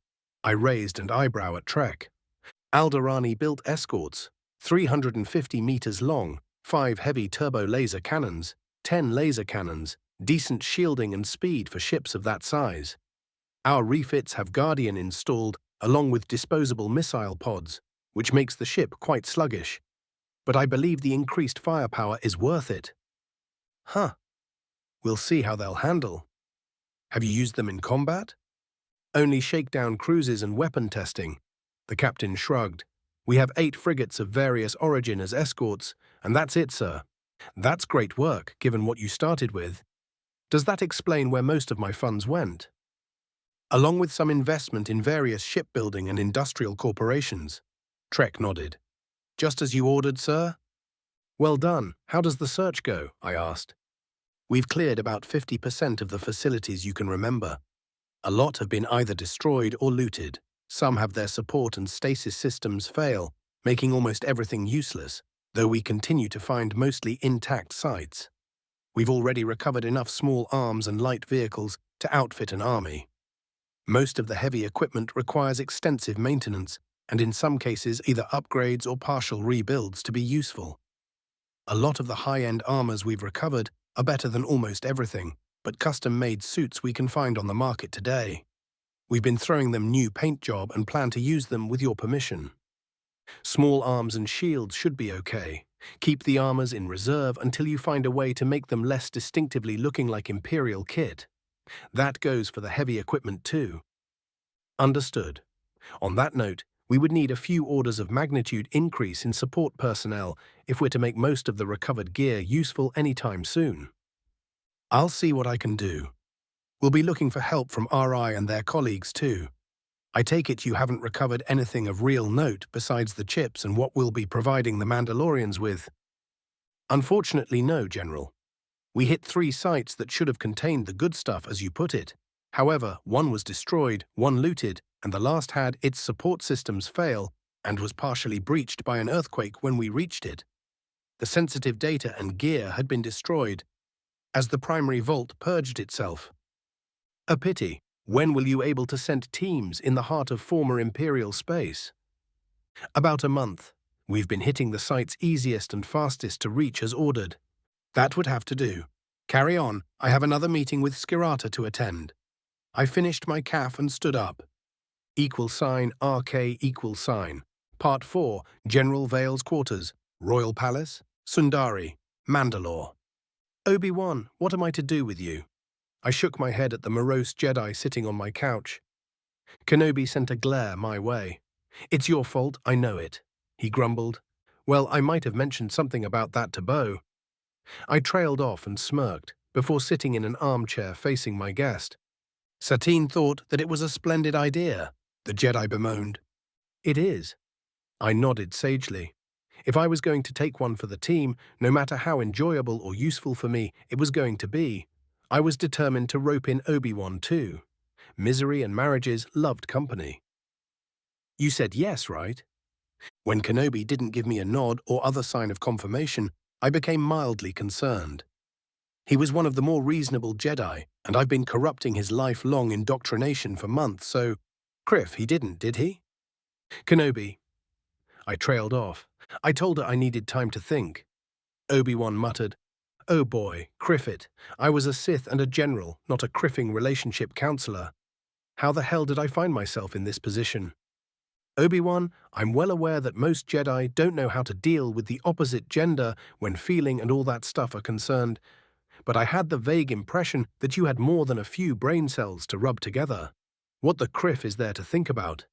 You're in love with the infernal woman, and I gave you a way to marry her that the council can't really go after you about. It's not like you would be marrying primary for political gain. At least I was unexpectedly lucky on that front for a second time. While I didn't love Bo, there was undeniable attraction between us, and she was great in bed. If I was lucky, I might fall in love with her. Given that as a Sith, it took an extreme amount of luck to be able to marry Ashara and not have Jedi and Sith coming for our heads until the Jedi Council went mental and sent the assassins years later. That was more than I believed possible ever since ending in the academy on Korriban. The only downside of this arrangement was sacrificing the budging relationship I had with Shakti, though that wasn't a big price to pay, considering that I still wasn't sure if I liked her because of who she is or because of how much she was like my late wife. I shook my head and looked at the Jedi hogging my couch. Isn't it? Obi-Wan snapped at me. If it wasn't for your bid to become Mandalore, there's no way in the 9 Corellian hells that I could ever think marrying Satini. Really, the only one stopping you is yourself, Obi-Wan. I gave him a disapproving look. The council would frown at you if you marry her. So what? Are you going to let that stop you? Of course, after you criffed and didn't say yes, this might be a moot point. It's not that simple. What makes it complicated?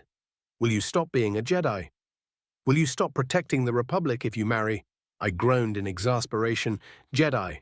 Kenobi closed his eyes and sighed. Will I? I've been asking myself that for days. The Jedi slumped back on the couch. Marrying Satine means becoming a Mandalorian. Can I be a Jedi after that? I snorted. There have been both Mandalorian Jedi and Sith. Thousands of years ago, perhaps. There's been too much bad blood since then. Yet we're here to make an alliance with Mandalore. You're here to take over the place, Obi-Wan snipped back. What I said. It's the one way to be reasonably sure that too many Mandalorians won't choose to back the other side. It's Sith shenanigans, that's what it is. Naturally, depending how you look at it, this whole war is Sith shenanigans. Or just the newest installment of the time-tested tradition of Jedi and Sith killing each other and burning half the galaxy in the process. I nodded sagely, not helping. Did you expect me to be helpful instead of sarcastic? You criffed up by the numbers. Now man up, or at least Jedi up, go find Satine and start groveling. Convincingly. Obi-Wan gave me a long-suffered look. You came to a Sith for relationship advice of all things. I snorted, so my advice is thus. Go find Satine, grovel, apologize convincingly, swear to marry her tonight, then criff her senseless. I should have known this was a bad idea. Obi-Wan groaned. Yep, you should have. Don't you have Death Watch to deal with? Little old me. I'm a proper Mandalore candidate. No killing the opposition before the clan leaders have their say. I leave that for our special ops boys and the local security services. So tonight, they will be hitting all illegal Death Watch operations while we're getting married. I nodded. You would know that if you attended the last few meetings. I got tired of watching you and Skirata haggle. Besides, Satine needed some advice. Needed you in bed, you mean? It wasn't like that. Kenobi, get off your high horse and go grovel. I have to do some preparations for tonight. More scheming. You know me so well. You're a menace. Thanks for the compliment. Damn Sith. Still singing the party line. 98, Chapter 26, Parts 5 and 6. Phase 26, Requiem for Mandalore. =RK=. Part 5, General Vale's Quarters, Royal Palace, Sundari, Mandalore. I examined my reflection in the large mirror in the bedroom. My armor was polished and would be shinning if it wasn't for the black paint job that almost, but not quite swallowed any light that fell on it. My eyes reached the stylized imperial symbol, now my clan sigil, painted above my heart, and I smirked. The empire might have been gone for almost 4 millennia, but it was far from forgotten. It might yet rise from the ashes of the past if the Republic leadership screwed bad enough to force my hand. It was an emblem I've fought under for more than 7 decades before ending in the future. One could say it was as much a part of me as my lightsaber. Once I was sure that my armor was spotless, I went to the bed, where the rest of my gear was ready to be put on.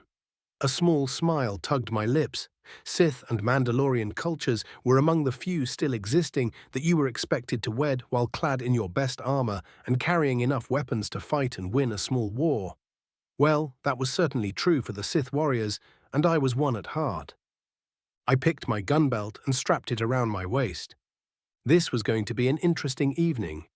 When Obi-Wan finally vacated my couch, he went to make up with Satine, and a few hours later an amused Bo confirmed that we would be having a double wedding tonight. I hoped that my people who were running the GAR unit, protecting the Jedi Temple, could give me a recording of the council when they learn about the wedding. I hooked up one lightsaber on my belt and placed the second in a more secure location. A custom-made compartment in my armor. I could imagine what was happening all around Mandalore right now. Republic commando teams and units of the local security services were getting into position, ready to strike every known illegal Death Watch operation. Just to show that the government wasn't singling them out, various other criminal enterprises were about to be hit at the same time. It was going to be a thin excuse, but plausible enough. When all was said and done, the ordinary Mandalorian citizen had no love for drug dealers and some of the other nastier things the Death Watch had their fingers in. I put a vibro knife in my right boot, then grabbed a grenade bandolier, perhaps an overkill but given my luck with wedding and women. I shook my head and grabbed a custom-made black cape. It looked light, as if made of silk, yet the material was a synthetic armor weave that might hold up to a blaster shot or two. I put it on, locked it on above my shoulders, and grabbed my helmet. A moment later, I was in front of the mirror, giving myself one final examination. I looked like a proper Sith, an imposing, intimidating figure. It was time to face the music. =RK, I met Obi-Wan in the corridor leading out of the guest quarters. He was in his GAR-issued armor, though it was polished well enough that it was practically shined under the lamp's soft light. He wore light brown, almost red robes over his armor, which did nothing to hide the symbols painted on his shoulders.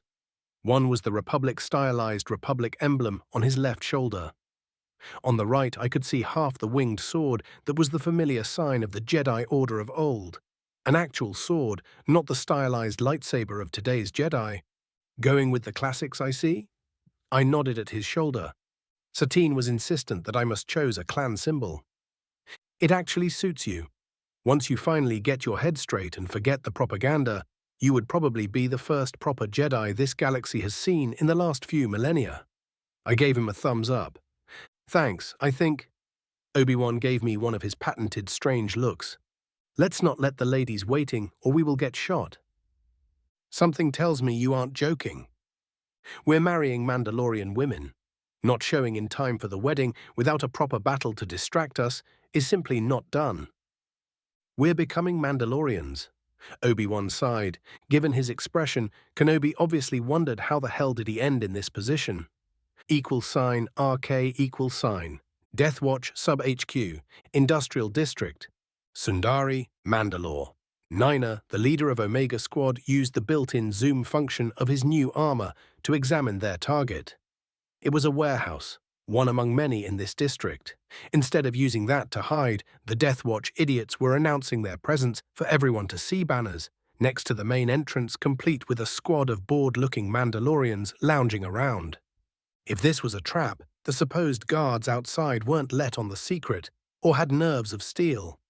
A single click over the encrypted comm informed Nina that Dar the demo expert was in position, ready to blow up the main entrance and the poor bastards clustered around it. Another click, which carried a different code segment, confirmed that Fee was in position, providing overwatch and sniper support. Nina glanced left and saw the last two members of his team, Atin and the still-in-training, core slid in position, allowing them to put the entrance under crossfire. That only left the local law enforcement to arrive and ensure that no one would be running away. Nina glanced at the mission clock that was counting down in the upper right of his HUD. 15 more minutes and the attack could start. All over Sundari and most large Mandalorian cities, commando units and local law enforcement were getting in position for tonight's raids. It was the one thing Generals Skirata and Vale had agreed on.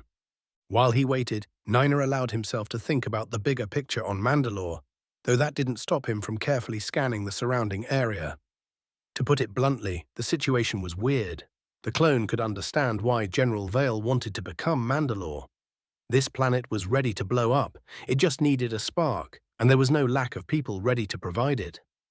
Arguably, the arrival of a separatists' task force to escort their ambassador was that spark. Yet, Pop Skirata was right too. None of them could be sure that Vale had the right reasons for becoming Mandalore, the right ideas for the future of the Mandalorians. Unfortunately, while if you asked him, Nina would be ecstatic if Skirata could become the next Mandalore, the clan leaders were unlikely to support the old man.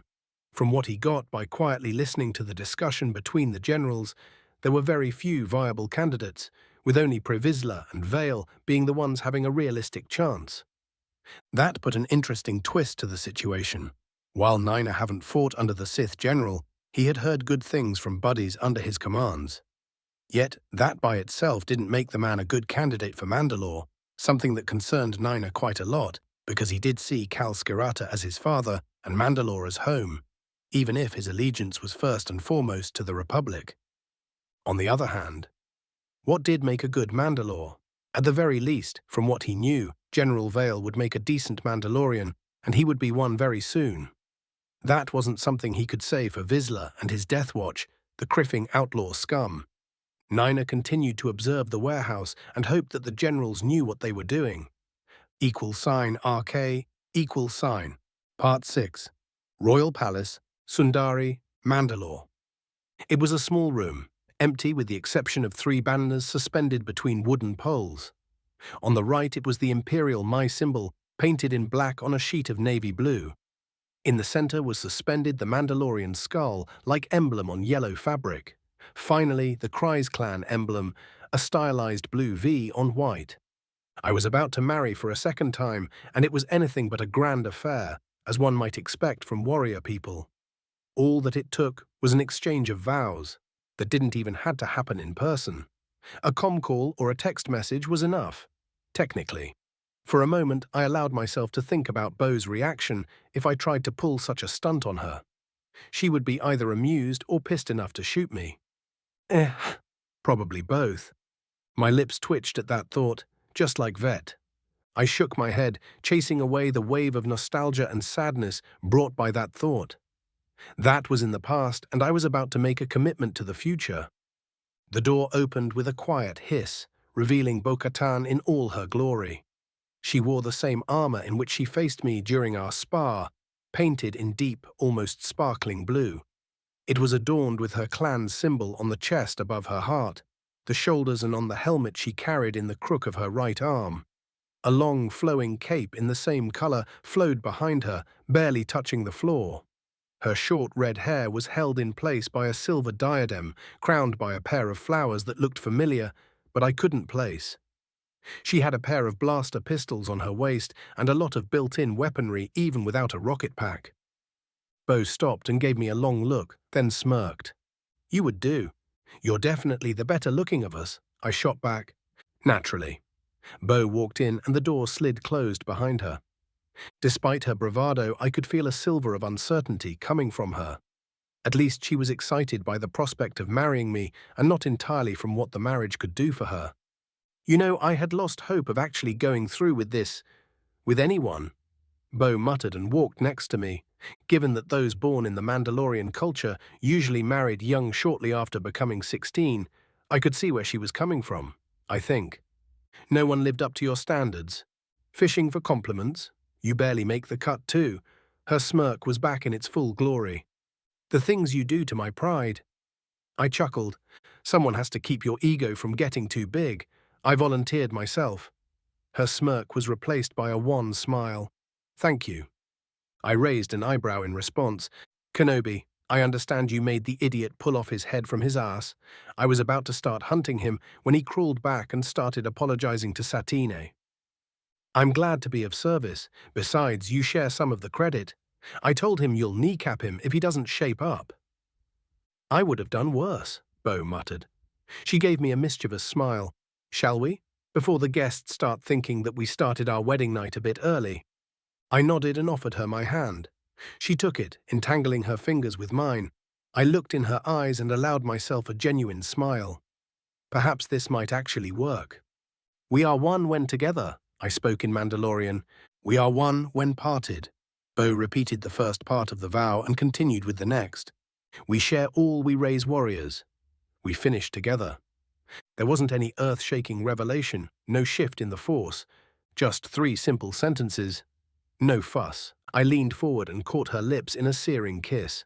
For a moment I was lost in Bo's eyes as our tongues duelled. It wasn't until we had to separate for a bit of air until it dawned on me. I was married. I had a partner to share the burdens and to face the future with. Somehow that simple fact filled a void I didn't know was even there.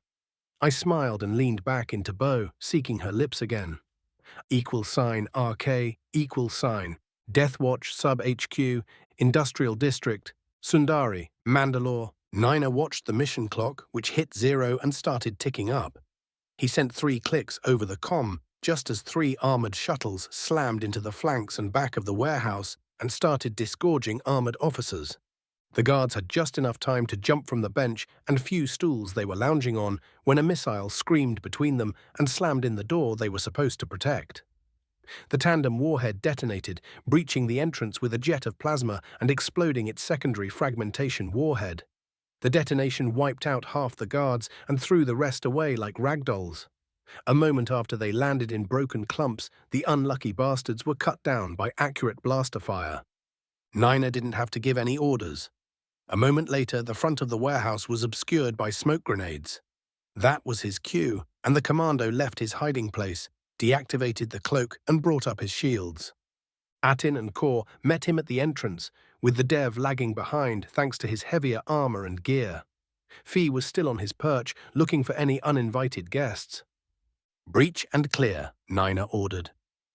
Fortunately, the missile had blown up a large enough hole for them to squeeze through, though it also made the entrance a bit problematic. A concussion and frag grenades went in courtesy to Atin and Kor.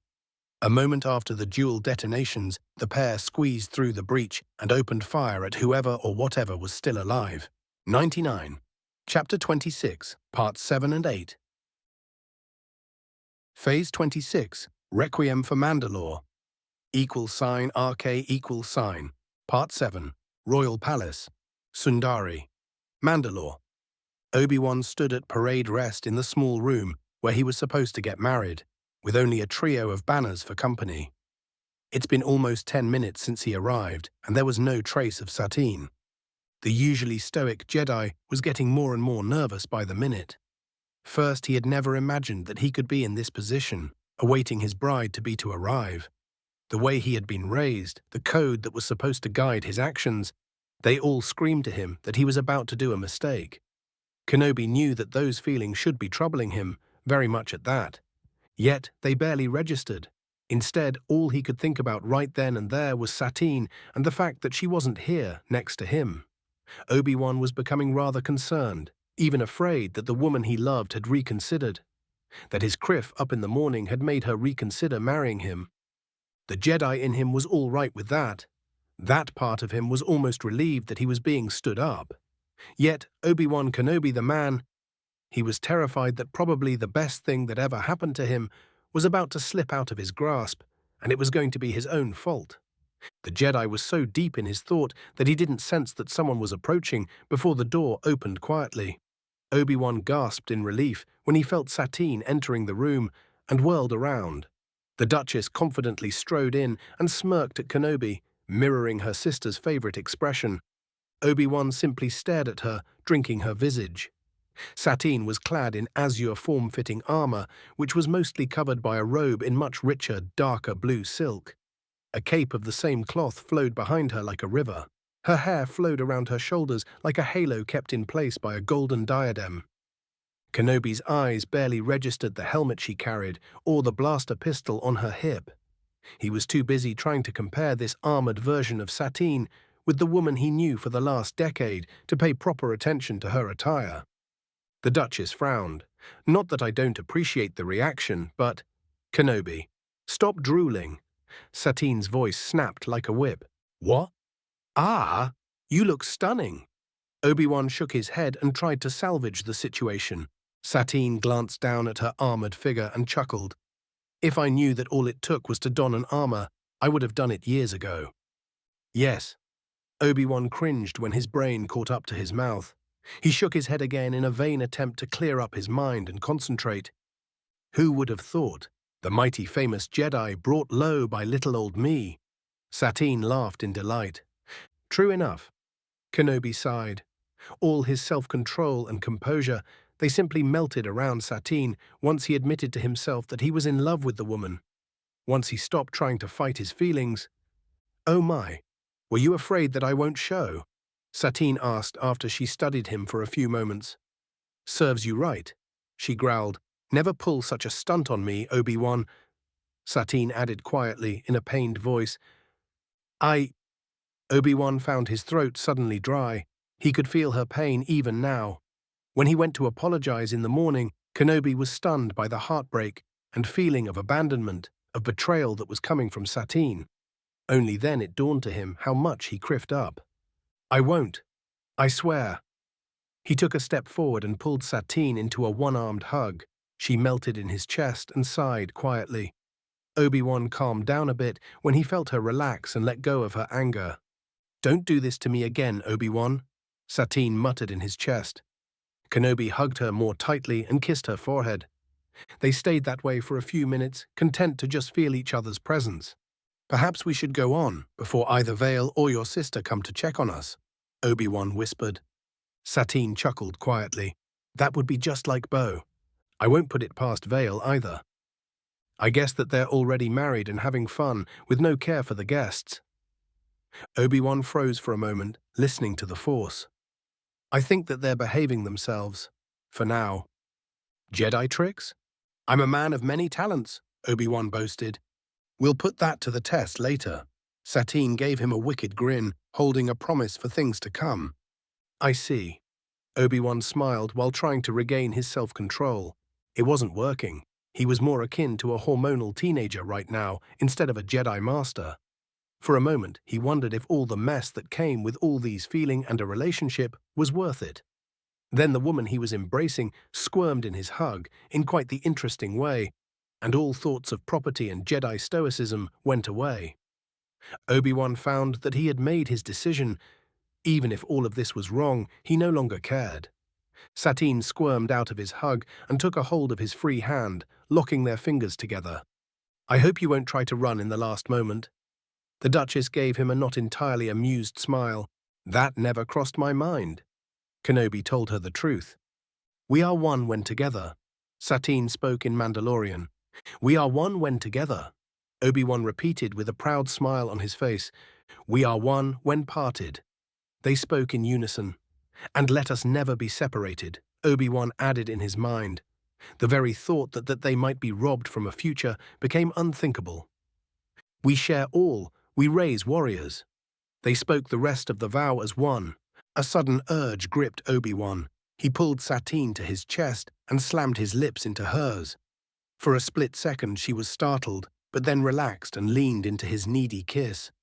Obi-Wan needed to hold her, to never let her go. He was too lost in the kiss, in feeling Satine's love to notice how the Force subtly shifted as some possible futures winked off and myriad others came into reach. =RK=, Part 8, Royal Palace, Sundari, Mandalore. The informal reception following my wedding was much more politically charged than I would have liked, not irksome to say the least. Yet I didn't have a reason to complain. Everything was going more or less like planned for now. I think Satine has the right idea and dragged Kenobi to the bed, skipping this, Bo whispered while smiling to our guests. Either that, you'll need to kneecap Obi-Wan. I shot back and nodded to Horus Yomajet, who just entered the reception hall flanked by a pair of heavily armed and armored members of his clan. They were carrying a long, thin container each. Their clan leader was wearing a richly decorated heavy armor and had an ornate blaster pistol on his waist. Ah, Mandalorian weddings. Everyone comes to the festives armed to fight a war. I've missed this atmosphere. It's very good he came, Bo muttered as we headed to greet the newest guest. Indeed, I whispered back. Given that Mandal Motors was the biggest and most powerful corporation on the planet, the support of its CEO and clan leader was vital for our success. Yomajet and the half a dozen other clan leaders in here with us represented a big enough power block to give me more than a reasonable shot at becoming Mandalore. Horus smiled when we approached. Congratulations. May you face worthy enemies and raise honorable warriors. Thank you. I gave him a respectful bow. May you clan prosper and forever be covered in glory. Bo finished. I come bearing gifts. Yomajet waved at his companions. The one to the right stepped forward and presented the case he was wearing to his clan leader. Yomajet picked it up and opened the container with a flourish. A matching set of Beskar vibro swords for the newlywed. Horus grinned as he displayed a 1.5 meter long gleaming blade. Next to me, Bo gasped. Given the fact that most known Beskar mines were depleted and the rest had considerably lower output than in the past, this gift was Wirt King's ransom. This is a truly generous gift. Thank you very much. I gave the man a half bow, with Bo following suit. Clan leader Yomajet, you and you clan's crafters have my heartfelt thanks for this gift, my wife added. At that moment we heard a quiet commotion from behind and turned to see what was up. Obi-Wan and Satine were walking towards us, hand in hand. So Kenobi didn't run away from my sister. Bo sighed. A double wedding? Horus asked from my right. It was a close call, but the Duchess managed to persuade Obi-Wan that she's more important than his Jedi hang-ups. Is he the reason she's been more reasonable as of late? Yomajet asked. I glanced at Bo, who smiled. He's been good for her. Who could have imagined it? It took a Jedi of all people to make her act as proper Mandalorian. Meanwhile, I looked over the crowd. Everyone invited was here. Let's give them our congratulations. Then I have something special planned for everyone, I stated. Does it have something to do with that hangar you've had off-limits since yesterday? Bo asked. Yep, I hope you didn't spoil the surprise. Nope, let's go. It will be interesting to see if you know me as well as you think you do. I think you'll be pleasantly surprised, wife. Bold claim, husband of mine. We reached the other couple while they were exchanging pleasantries with clan leader Maxine Awad and her husband, Thang. Their clan had risen to prominence during the new Sith Wars and helped Mandalore recover as a powerhouse in that period. While they had lost a lot of power since then, the clan was still an influential one. The fact that Maxine was CEO to the biggest weapon manufacturing consortium in Mandalorian space after Mandal Motors was even more important. Sister, congratulations for finally bagging your Jedi. May you two raise powerful warriors. Bo beamed at Satine. And may you become a proper Mandalorian. She smirked at Kenobi, who looked uncomfortable at her words.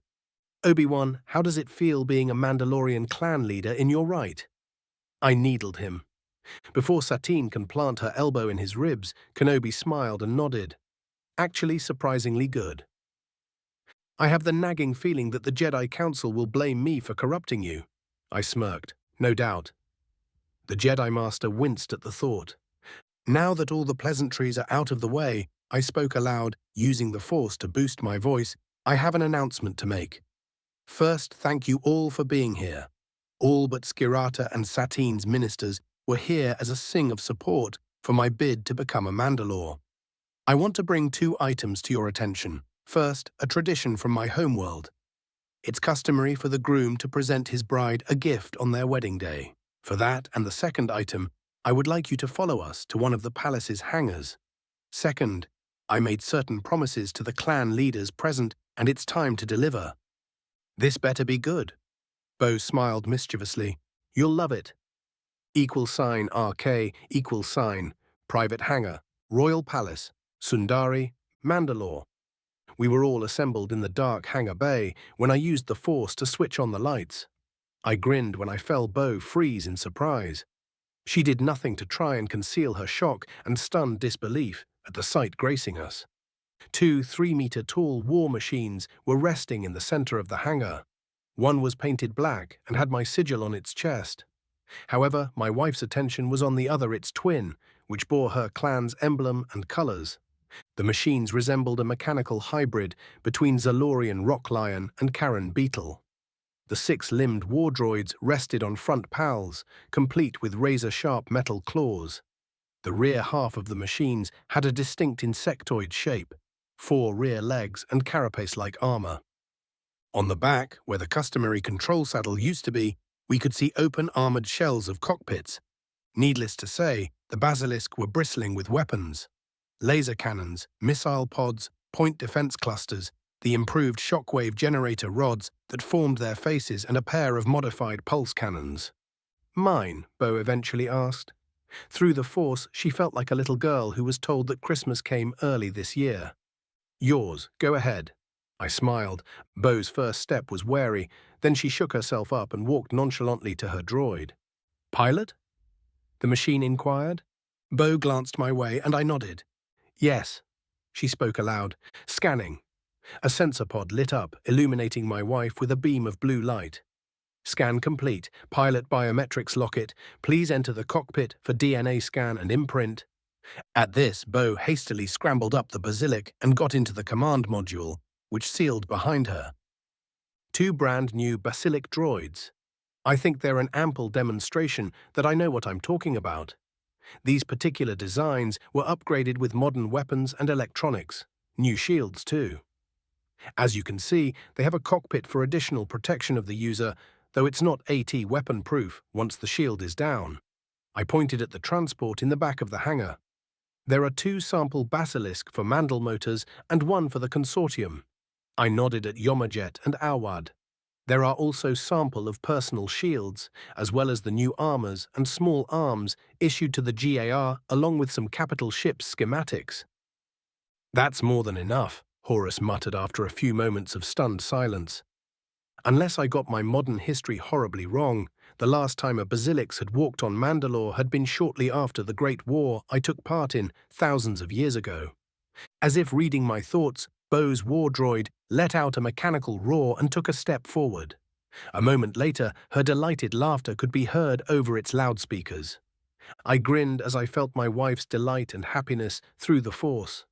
I let her play with her new pet and turned my attention to Skirata, who had a thoughtful expression on his face. Then my comm started beeping in alarm and I growled. Of course, something had to just go wrong tonight. I raised my arm and switched the unit on. General Vale. My answer wasn't a grow, I think.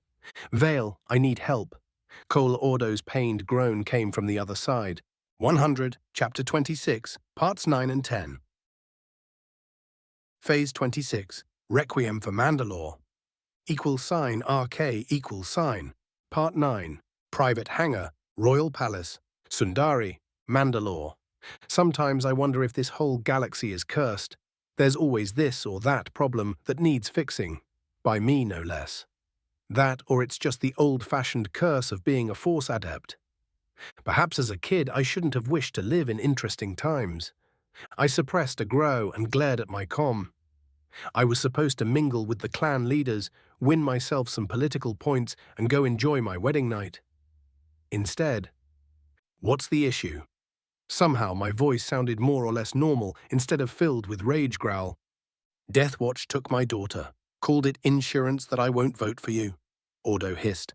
Somehow I recon he'll be blaming me for that. On the other hand, did they came in wearing Deathwatch colors? No, but it was the same bastards who threatened me a few days ago. They were in their full criffing glory then. Very thin, plausible deniability, yet good luck proving that the minions didn't work on their own. Unless I needed a prisoner or two to interrogate. How long ago? I asked. A few hours. I criffed up. The first I knew something was wrong was just as they readied concussion grenades. I managed to graze one before they grabbed Mira. Ordo sighed. They gave me the ultimatum and stunned me. He added glumly, that gives them enough time to go to ground. I must. General Skirata, see that any high-level prisoners from tonight raid are brought here. Call in the troops to go over any unsecured computer records about Deathwatch holdings, including personal property and rented buildings in 300 to 400-kilometer radius of Clan Ordo's compound. I'll see to it. If they had gone in and out using anything but speeders, they would have been detected. The local defense forces were on high alert ever since the CIS task force arrived, which got even higher once we came to join the party too. Vale, Mira has a tracker implant, just in case. She knows to activate it sometime after she gets kidnapped or something. Cole added. Ah, that way it won't be detected by a cursory scan, especially if it was a part of some kind of cybernetic implant. At least the man was properly paranoid, even if whatever measures he had taken weren't enough this time. How long ago? A few hours, half a day at most. It's not up yet, is it? No, he muttered. Of course, there was no guarantee that they would keep the kid somewhere where the signal won't be blocked, but we might get lucky.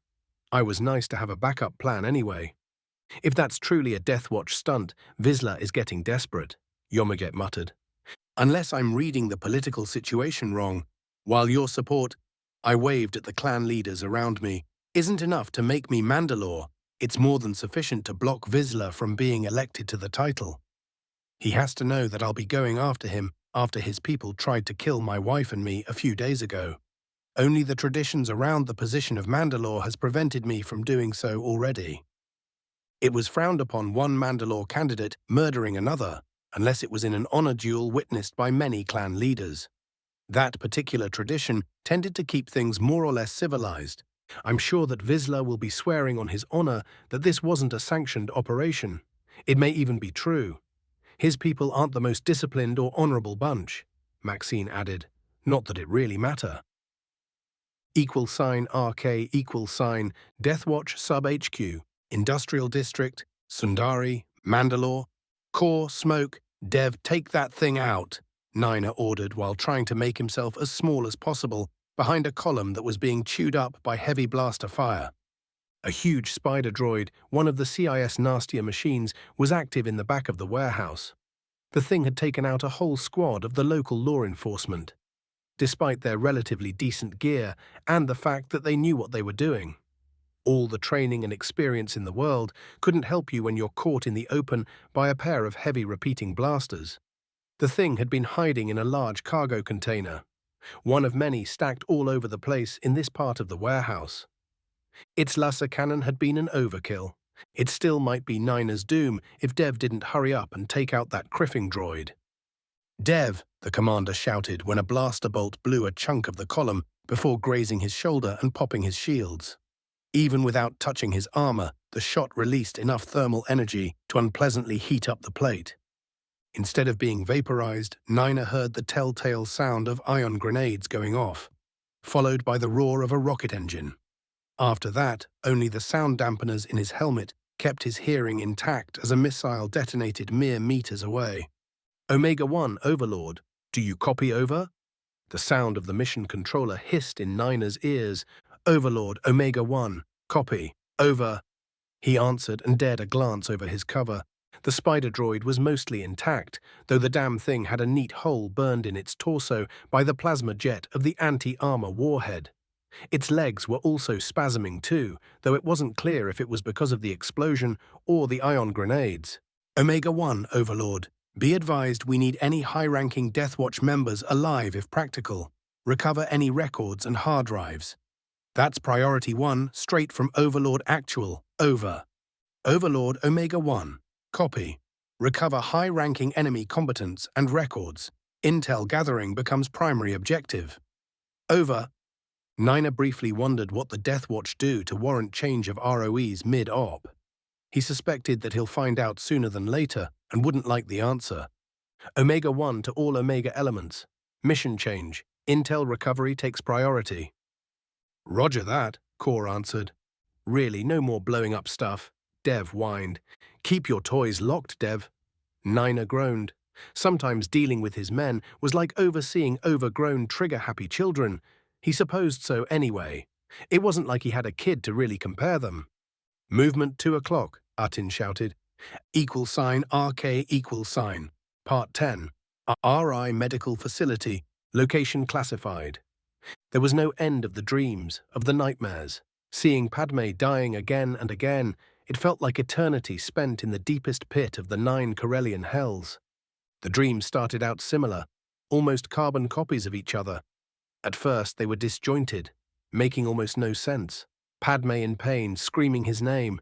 Then it got worse as the nightmares grew more tangible, more real. The hellish dreams started changing too. Now Padme wasn't the only one dying in agony. Anakin screamed as he felt his limbs being cut away by a blazing lightsaber. He stared without comprehension as Obi-Wan of all people shook his head sadly and left him to burn next to a river made of molten rock. He felt Padme dying in despair while whispering his name. The nightmare shifted again. That was new one, yet Anakin wasn't looking forward to seeing it, experiencing more pain and despair. The new nightmare started innocently enough. Anakin found himself atop the Senate building at night, looking at the lit-up spires surrounding the Jedi Temple in the distance. Yet it was different this time, more solid than any of his previous dreams. Anakin blinked and gasped. In a heartbeat, the world around him had changed. There were cruisers, both Republic and Separatists, dueling in the skies above him. The Jedi Temple was burning, while fighters and bombers clashed overhead. His attention was diverted by a pleased, cruel cackle coming from behind. Anakin gasped as he saw himself kneeling in front of a cloaked figure. "What is thy bidding, my master?" His doppelganger rasped. "Rise, Lord Vader, and let us finish this. For first time in millennia, 2 masters of the dark side will face each other. Do take care of your former master." "Anakin, how could you?" The young Jedi knew this voice. He looked to the right and saw 2 more figures. They were clad in black, bulky armor that was vaguely familiar, yet none of them wore the insignia of the Republic, nor that of the Jedi Order. "I did only what I had to." His doppelganger growled and pointed at a small lump on the roof that had been hidden by his figure. For a moment, Anakin stared in incomprehension at Yoda's broken body. "You were supposed to be the chosen one. You were meant to bring back balance to the Force," Obi-Wan shouted in despair. The other armored man simply shook his head in disappointment. "So you chose to be a fool? Did you really think that you could protect them by siding with him?" Vale nodded at the cloaked figure next to Anakin's double. "Padme and your children were retrieved by my people. Don't worry, I'll train them myself." "You traitor," the doppelganger roared in fury. "They were all right. You did all of this." The other Anakin made a sweeping gesture at the burning Coruscant. "Don't you love when a plan come together?" Vale chuckled. The doppelganger gave out an incoherent roar and charged, moving so fast that the real one missed when his double drew his lightsaber and ignited it. Yet Obi-Wan was faster. He met his former apprentice, and their blades clashed in front of the two Sith Lords, one blue and the other crimson. To Anakin's utter surprise, his mentor was the one brandishing a lightsaber with the color of freshly spilled blood. Vale drew his own weapon in a move matched by the unknown cloaked figure. Two more crimson blades came to life, and the Sith Lords, for what else could they be, charged at each other. Anakin stared in shock at the battle unfolding before his eyes, when the world shifted and he found himself back in Padme's apartment at Republica. Instead of finding his wife, the confused Jedi found himself face to face with Obi-Wan, who looked different, older, grimmer than Anakin had seen him before. "She's not here, Anakin. Padme's away, safe from you." All Anakin could do was stare at his former master with disbelieving eyes. Kenobi took a step forward, his hand falling on the hilt of his lightsaber. The Jedi Master's eyes changed their color, becoming sickly yellow. "I won't let you hurt her again." Anakin took a step back as Kenobi drew his weapon and ignited it in one smooth motion. The dream changed again, becoming less tangible. All he could hear were Padme's screams of pain as she called his name. Slowly, quietly at first, another sound made itself known, a delighted laughter. It felt like an eternity before Anakin could make out faint whispers within the laughter, even longer until he could understand them. "What will you do to keep her safe?" someone whispered. "I can save her, you know. Just open your heart for my power." Anakin stared Padme's pained face, while chilling wind blew through his very core. He screamed in despair and felt himself falling.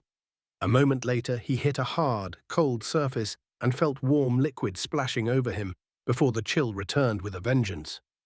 He gasped, coughed when cool air met his lungs. Anakin blinked a viscous liquid from his eyes and tried to see where he was. Thanks to the Force, he could feel multiple people in the room around him. It took him a moment to process that he was surrounded by armed and armored clones, something that made him relax for a moment. Then they aimed their weapons at him, and Anakin had a split second to be surprised before they opened fire. "RK =." "Orders, sir?" one of the clones surrounding Skywalker's wet body asked. "Sedate him again, clean him up, and put him in another tank." "I'll inform the general that Skywalker awoke." The captain in charge ordered. "We're already giving more than enough sedatives to kill an ordinary human with his weight." A medic interjected. "He's a Jedi. He can handle some more drugs." The captain shrugged. "If he can't?" the medic asked. "Accidents happen. I'll shed no tears over the bastard anyway." There were no more questions.